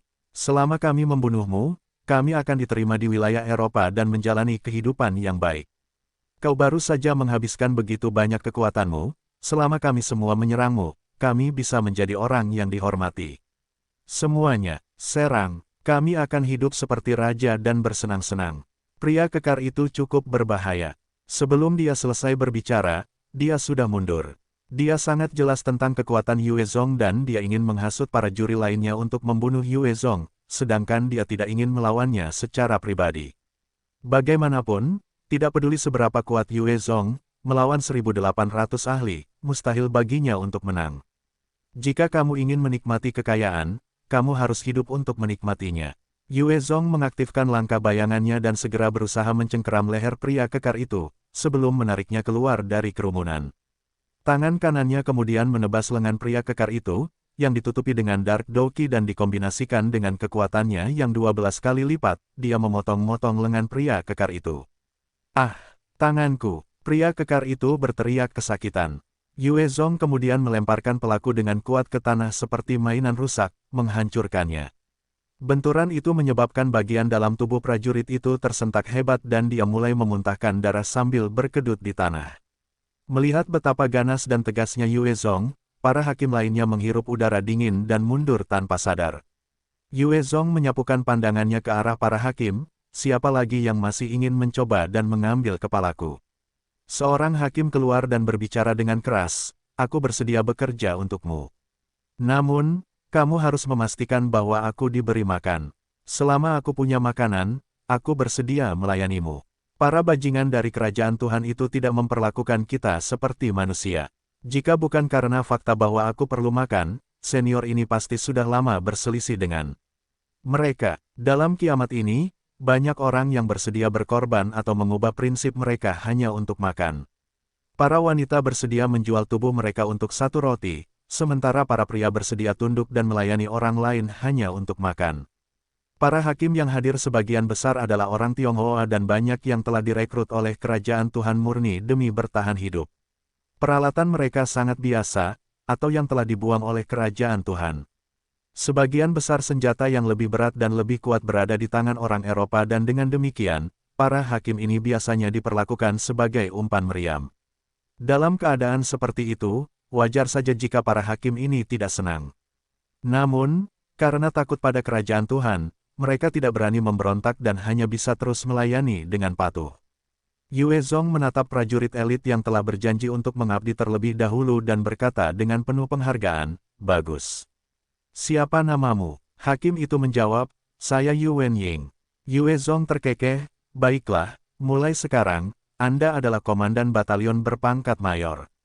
Dia selalu memperlakukan orang pertama yang tunduk padanya dengan baik, ini akan memastikan orang-orang di belakang lebih termotivasi untuk melakukan hal yang sama. Yu Wenying segera berlutut dengan satu kaki karena gembira, "Terima kasih banyak, pemimpin." Yu Wenying bersedia mati untuk pemimpin. Zhang Wen bersedia melayani pemimpin. Liu He bersedia melayani pemimpin. Petik 2. Dengan jalan keluar, banyak hakim mulai tunduk kepada Yue Zong. Karena kerajaan dewa telah meninggalkan mereka, mereka tidak punya tempat lain untuk pergi dan hanya bisa memilih untuk pergi bersama Yue Zong. Lebih dari 1.300 dari mereka memilih untuk mengikuti Yue Zong, sedangkan 500 yang tersisa berdiri dalam 5 kelompok dan menonton dengan dingin. Seorang pria kekar dengan wajah garang, mata seperti elang dan hidung bengkok terdiam cukup lama sebelum berkata, "Saudara Yue Zong. Kali ini, aku, Niu Dali, berterima kasih padamu karena telah menyelamatkan kami. Aku pasti akan membalas ini di masa depan. Aku akan mengucapkan selamat tinggal untuk saat ini. Saudara-saudara, ayo pergi." Mata Yue Zong berkilat berbahaya. "Tunggu. Niu Dali, apa yang kau janjikan sebelumnya? Apakah kau mencoba untuk menarik kembali kata-katamu?" Niu Dali menoleh menatap Yue Zong, matanya sendiri berkilat dingin. "Yue Zong. Kita sudah berkumpul di sini dengan damai. Mari kita pergi dari sini dengan damai. Jangan paksa aku tahu kau kuat, namun, aku punya lebih dari 100 saudara yang bersedia melewati neraka bersamaku." Niu Dali memiliki lebih dari 100 elit kerajaan dewa dan dia ingin memanfaatkan kesempatan ini untuk memulai faksinya sendiri. Setelah dia selesai berbicara, 100 hakim melangkah maju dengan senjata mereka diarahkan ke Yue Zong dan suasana menjadi sangat berat. Dari mereka yang telah memilih untuk tunduk pada Yue Zong, banyak yang ragu-ragu. Hanya Yu Wenying dan selusin lainnya yang mengangkat senjata mereka dan mengarahkan kembali ke Niu Dali. Yu Wenying berniat untuk mengandalkan Yue Zong, sedangkan yang lainnya masih belum siap menghadapi situasi kritis seperti itu. Yue Zong kemudian menunjuk Niu Dali dan berbicara dengan dingin, "Kalau begitu, kau bisa membawa 100 saudaramu ke neraka. Yin Xuang, basmi mereka." "Ya, ayah." Setelah tertawa terbahak-bahak, Yin Xuang melesat ke arah Niu Dali seperti tornado saat tinju kecil menghantam kepalanya. Niu Dali juga seorang evolver level 30 dan persepsi bahayanya cukup tinggi. Saat Yin Xuang bergerak, dia diliputi rasa bahaya yang menegangkan dan tangannya baru saja bergerak sedikit. Namun, tinju putih salju Yin Xuang telah tiba di kepalanya, menghancurkannya. Membunuh Niu Dali. Dengan satu serangan, Yin Xuang terus terbang, tinjunya menjadi senjata pemusnah massal. Mereka terus menghujani saudara-saudara Niu Dali, menyebabkan banyak kepala mereka meledak dalam hujan darah dan otak. Tidak, setelah 10 prajurit lainnya kepalanya meledak, anak buah Niu Dali yang lain akhirnya merespon dan mulai menembaki dengan liar ke langit namun tidak membuahkan hasil. Kecepatan Yin Xuang telah melampaui batas suara dan para hakim yang berkumpul tampak seperti segerombolan domba gemuk. Hanya dalam 20 detik, 100 saudara Niu Dali semuanya musnah. Tidak seorang pun dari mereka yang dapat menahan pukulan darinya. Setelah dia dengan mudah menyingkirkan para prajurit itu, Yin Xuang berlari kembali ke Yue Zong dengan senyum lebar dan polos, berkata, "Ayah. Ayah, aku telah membunuh mereka semua. Apakah aku melakukannya dengan baik?" Para hakim lainnya menyaksikan dengan ngeri saat gadis kecil berpakaian putih dengan senyum manis ini berjalan menjauh dari kehancuran dan kulit mereka merinding, seolah-olah mereka baru saja melihat setan. Yue Zong menyeringai dan mengacak-acak rambutnya, sebelum memberinya permen lollipop. "Bagus sekali. Yin Xuangku yang terpintar dan terbaik. Ini hadiahmu." Yin Xuang meraih permen lollipop dan melompat ke pelukannya, sebelum mengecup pipinya. "Terima kasih ayah. Ayah yang terbaik." Sambil memeluknya, dia berbalik untuk menatap ke 400 prajurit lainnya yang masih berdiri di pagar. "Apa rencana kalian? Menyerah padaku atau memilih mati di sini?" Prajurit elit kerajaan dewa yang berkumpul di sekitarnya memutuskan untuk tidak ragu lagi dan berlutut di depan Yue Zong. Zhang Liubo bersedia melayani pemimpin. Zhao Yi bersedia melayani pemimpin. Ma Dong bersedia melayani pemimpin. Liu Xuan bersedia melayani pemimpin. Pemimpin kelompok kecil lainnya tidak berani menawar lebih jauh dan segera menyerah. Mereka tidak ingin menjadi mayat yang dingin. Yue Zong bertanya, "Bagus. Aku ingin tahu, mengapa kerajaan dewa ingin menyerang kota Ulan?" Kerajaan dewa memiliki motif di balik setiap operasi. Jika bukan karena perluasan, pasti ada cetak biru yang berteknologi maju. Pemimpin, aku tidak tahu. Kurasa semua orang di sini juga begitu. Zhang Liubo ragu-ragu sebelum menjawab, "Kerajaan Tuhan berhati-hati terhadap kita karena kita tidak berasal dari ras yang sama dengan mereka. Kita hanya harus mengikuti perintah mereka dan tujuan akhir atau motifnya tidak pernah diberitahukan kepada kita."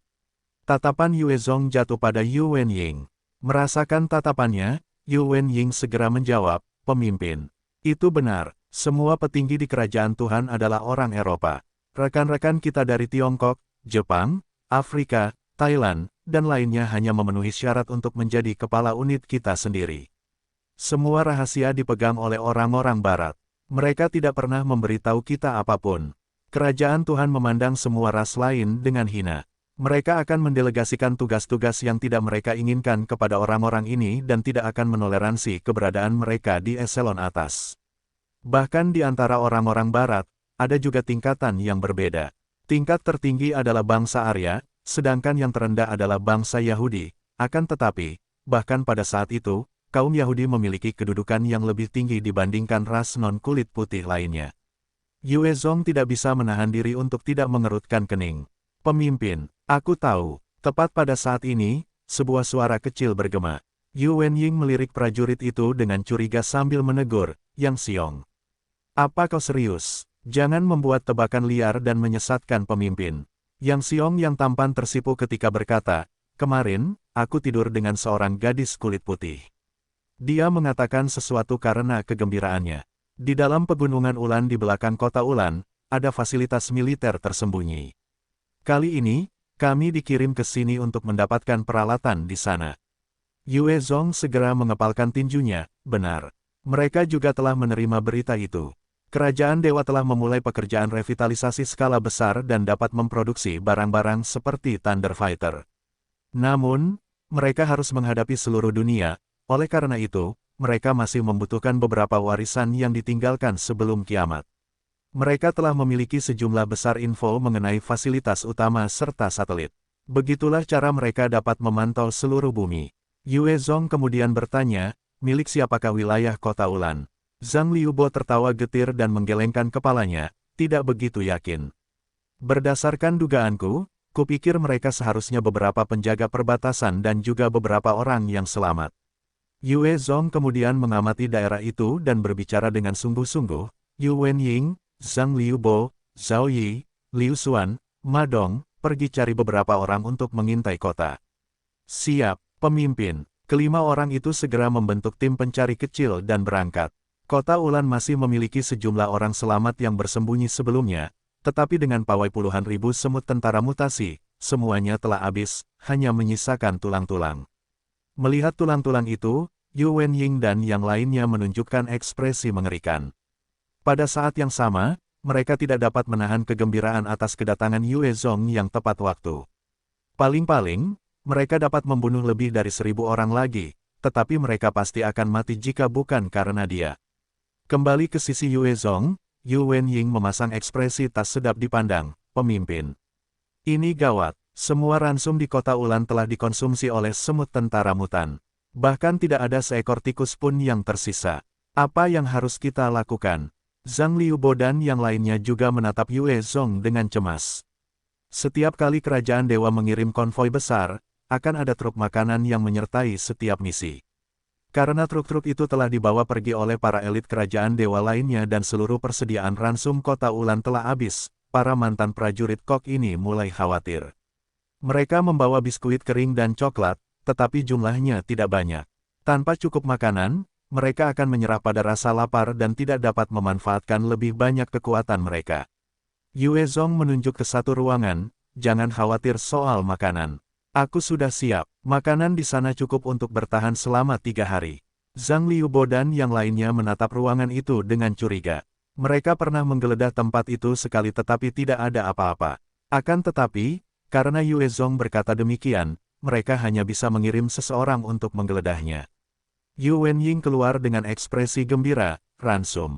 Banyak sekali, pemimpin, kau benar-benar luar biasa. Dia telah menemukan lebih dari 3 ton beras, yang cukup untuk bertahan selama 3 hari. Mata para prajurit juga dipenuhi dengan rasa hormat yang baru ditemukan. Mereka tahu bahwa itu adalah perbuatan Yue Zong. Mampu membangkitkan begitu banyak hal, itu membuktikan bahwa kekuatan Yue Zong tidak terduga dan caranya misterius. Seorang penjaga bergegas menghampiri kelompok itu, memperingatkan, tidak bagus. Pemimpin, sepertinya ada divisi yang menuju ke sini. Tujuan mereka tampaknya adalah kota Ulan juga. Yue Zong mengerutkan kening, dan berjalan ke perbatasan. Apa?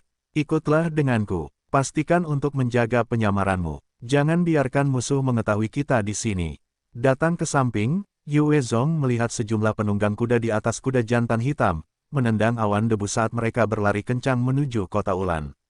Para penunggang serigala, emas, pasukan Turki. Yue Zong dapat melihat lambang serigala emas pada seragam itu dan ekspresinya berubah tak sedap dipandang. Apa yang harus kulakukan? Yue Zong merenung sambil mengepalkan tinjunya erat-erat. Ada lebih dari 1.700 prajurit yang berada di atas level 20. Kekuatan mereka sangat hebat. Namun, dalam bentrokan sebelumnya melawan mutan Armian, banyak yang telah menghabiskan peluru dan kemampuan mereka. Tanpa peluru, mereka hanyalah enhancer level 20 biasa. Selain kekurangan amunisi, banyak prajurit telah mengambil bagian dalam pertempuran di kota Ulan. Setelah itu, bentrokan dengan mutan Armian telah menguras tenaga mereka. Lebih jauh lagi, yang terpenting adalah, mereka baru saja bersumpah setia kepada Yue Zong dan dia tidak yakin untuk sepenuhnya mengendalikan orang-orang ini. Dia khawatir saat pertempuran berubah menjadi lebih buruk, mereka mungkin kehilangan kemauan dan ketertiban akan runtuh. Yue Zong kemudian memerintahkan, sampaikan perintahku. Semua orang harus bersembunyi dan tidak mengungkapkan jejak kalian. Tunggu instruksi selanjutnya. Siap, pemimpin. Yu Wenying dan yang lainnya dengan cepat bersembunyi di kota Ulan. Level enhancement para prajurit ini tidak tinggi, tetapi mereka telah menjalani pelatihan khusus saat berada di bawah kerajaan dewa. Menyembunyikan jejak mereka saat bersembunyi adalah salah satu keterampilan dasar. Tak lama kemudian, kota Ulan menjadi kota mati tanpa pergerakan apapun. Ini kota Ulan. Di antara Gold Wolf Riders, seorang pria yang tampak berusia sekitar 27 atau 28 tahun, dengan janggut tebal dan tubuh menjulang tinggi, bergumam sambil menatap dingin ke arah kota Ulan. Jenderal Turki lainnya berbicara dengan ekspresi bersemangat, Jenderal Abudidama. Ini kota Ulan. Begitu kita melewatinya, kita akan mencapai pegunungan Ulan. Selama kita bisa mendapatkan persediaan fasilitas itu, Gold Wolf Riders kita akan menjadi faksi terkuat di Central Plains. Abudidama adalah salah satu evolver terkuat di Kekaisaran Turki. Dia dan Dong Ermolei adalah dua kekuatan di bawah Wu Tuo. Dia telah mengikuti WR Tuo di semua pertempuran dan penaklukannya dan telah mencabik-cabik banyak ahli. Untuk misi mendapatkan perlengkapan resimen, Abudidama membawa serta 2.000 pasukan elit dari Gold Wolf Riders. Kemungkinan untuk memiliki batalion canggih dengan persediaan dan daya tembak yang cukup tidak terbatas. Yue Zong telah menunjukkan hal ini dengan memanfaatkan Thunder Fighters yang diperolehnya dari kota Kimu. Dalam pertempuran itu, berkat 8 Thunder Fighters, mereka berhasil menghancurkan Blood Eagle Riders dan Grey Wolf Riders. Kalau tidak akan semudah itu bagi Yue Zong untuk mengusir pasukan itu. Suara dingin Abudidama terdengar, Kali ini, Kekaisaran Mongol dan Kekaisaran Manchuria juga memperoleh berita yang sama. Kita harus menjadi yang tercepat, yang pertama memperoleh persediaan itu. Sampaikan perintahku, tidak seorang pun boleh tinggal di kota Ulan lebih dari sedetik. Kita harus bergegas ke kota Ulan. Seorang jenderal Turki menunjukkan ekspresi khawatir, Jenderal. Bukankah ini terlalu berbahaya? Bagaimana jika ada orang yang menunggu kita di kota Ulan? Abudidama menjawab dengan tenang, tidak mungkin. Semut tentara mutan itu baru saja melewati kota ini. Makhluk-makhluk menakutkan itu pasti sudah membersihkan seluruh area dari makhluk hidup. Bahkan jika ada orang di sini, mereka pasti sudah menjadi tumpukan tulang sekarang. Koloni semut tentara mutan adalah salah satu entitas yang paling ditakuti di sini dekat pegunungan Ulan. Abudidama pernah bertemu mereka sekali dan selain dirinya dan beberapa evolver berbasis kelincahan lainnya, semua orang telah dilahap habis. Mengingat teror yang ditimbulkan oleh makhluk-makhluk itu, dia tidak bisa menahan rasa dingin. Jenderal Turki itu segera memilih untuk menjilat pantat, jenderal itu bijaksana. Di bawah pimpinan Abudidama, 3.000 penunggang serigala emas segera menendang awan debu dan menyerbu melalui kota Ulan, mengikuti jalan menuju pegunungan. Ketika mereka telah pergi, Yue Zong muncul dari sebuah gedung. Dia telah memutuskan untuk tidak menyergap mereka, karena Abudidama akan memenuhi peran sebagai umpan meriam, menguji kedalaman pegunungan Ulan. Yue Zong kemudian memberi perintah kepada Yu Wenying, sampaikan perintahku. Semua orang harus memulai pekerjaan benteng di kota Ulan. Mengenai makanan dan sumber daya lainnya, aku akan mengatur agar persediaan diangkut ke sini. Ada berbagai macam binatang dan tanaman mutasi di dalam pegunungan Ulan, dan itu adalah tempat pelatihan yang bagus. Jika para evolver di atas level 40 dan di atasnya ingin meningkatkan diri, mereka hanya bisa menuju ke pegunungan untuk berlatih. Setelah mengendalikan kota Ulan, di masa depan, Yue Zong dapat menggunakannya untuk menghasilkan evolver level 40. Ya, Yu Wenying dan yang lainnya segera mulai bekerja saat Yue Zong menyampaikan perintahnya dan mulai bekerja di kota Ulan. Mereka telah menjalani pekerjaan struktural dasar dan berlatih di bawah kerajaan dewa juga dan banyak yang memiliki peralatan. Ditambah dengan fakta bahwa mereka adalah enhancer, kekuatan mereka lebih tinggi dari orang biasa lebih dari 3 kali lipat, pekerjaan menjadi mudah. Pada saat yang sama, Yao Yao mulai memimpin ekspedisi untuk mengangkut sumber daya dan perbekalan dari kota Kimu ke kota Ulan. Bai Xiaosheng dengan cepat membawa 50 elit menuju kota Ulan dan Yue Zong menyerahkan pertahanan kota kepadanya, sebelum dia mengejar Gold Wolf Riders sendirian. Yue Zong tidak percaya diri untuk meninggalkan kota itu kepada Yu Wenying dan yang lainnya. Oleh karena itu, dia meminta Bai Xiaosheng dan Yin Xuang untuk tetap tinggal. Dengan Yin Xuang, gadis iblis yang menakutkan itu tetap tinggal di kota Ulan, bahkan jika ada prajurit dari Kok yang memiliki pikiran aneh, mereka hanya bisa menyimpannya di dalam hati mereka. Bai Xiaosheng dan 50 elit dengan demikian juga merupakan bagian dari kendali yang telah ditunjuk Yue Zong. Ke-1.700 mantan prajurit Kok ini semuanya terlatih dan berganti kelas menjadi prajurit.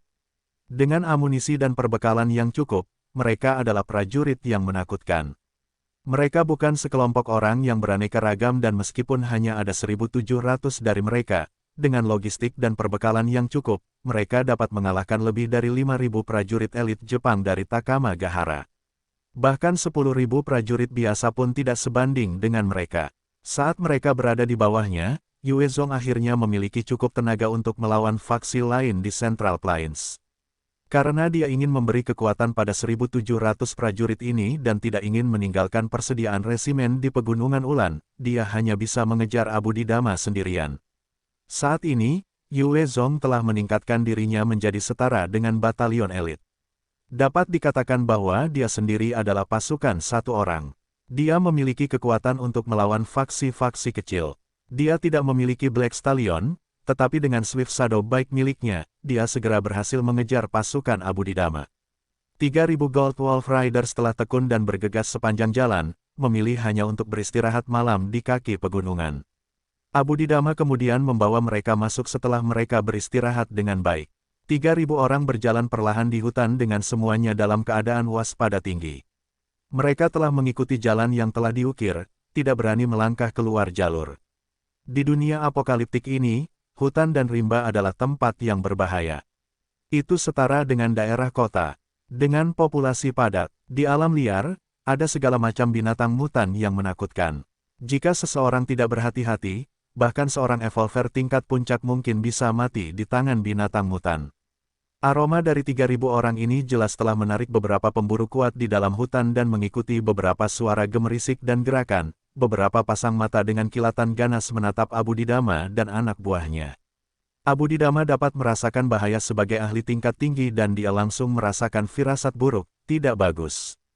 Kita telah menjadi sasaran. Ahaha. Pada saat ini, dari belakang pasukan, teriakan bergema saat serigala mutasi melompat keluar dari rerumputan tinggi, menerkam salah satu penunggang serigala emas, mencabik tenggorokannya. Teriakan itu adalah suara terakhir yang dia buat. Pada saat yang hampir bersamaan, lebih dari 100 serigala yang bersembunyi di rerumputan melompat keluar, dan mereka mulai menyerang berbagai prajurit penunggang serigala emas, mencabik tenggorokan mereka. Lebih dari 200 anggota penunggang serigala emas terbunuh dalam sekejap itu dan beberapa bahkan terluka karena pukulan dan tebasan. Sialan, Abu Didama sangat marah dan dia melesat menembus para serigala mutan dengan kecepatannya yang mencapai 26 kali lipat, mengayunkan bilah lengkung berwarna emasnya saat sejumlah sinar pedang menebas para serigala mutan.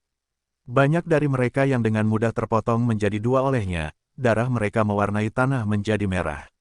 Yue Zong, yang telah mengaktifkan siluman Orde Kedua dan bersembunyi di salah satu sudut sambil menonton, merasakan hawa dingin di hatinya, evolver berbasis kelincahan. Dia pasti seorang evolver tingkat puncak. Kecepatan Yue Zong sendiri adalah 25 kali lipat dari kecepatan manusia, telah melampaui petir tipe 2 dan hanya sedikit evolver yang dapat menandinginya. Fakta bahwa kecepatan Abu Didama dapat menyaingi kecepatannya dan bahkan lebih cepat lagi adalah bukti bahwa dia benar-benar seorang evolver berbasis kelincahan yang berfokus pada pengembangan kecepatan. Abu Didama memasuki keributan dan bersama dengan beberapa ahli lainnya, mereka berhasil dengan cepat menyingkirkan kawanan serigala mutan. Namun, mereka membayar harga lebih dari 300 orang. Ah, tolong, selamatkan aku, selamatkan aku. Tiba-tiba, teriakan minta tolong terdengar dari Gold Wolf Riders.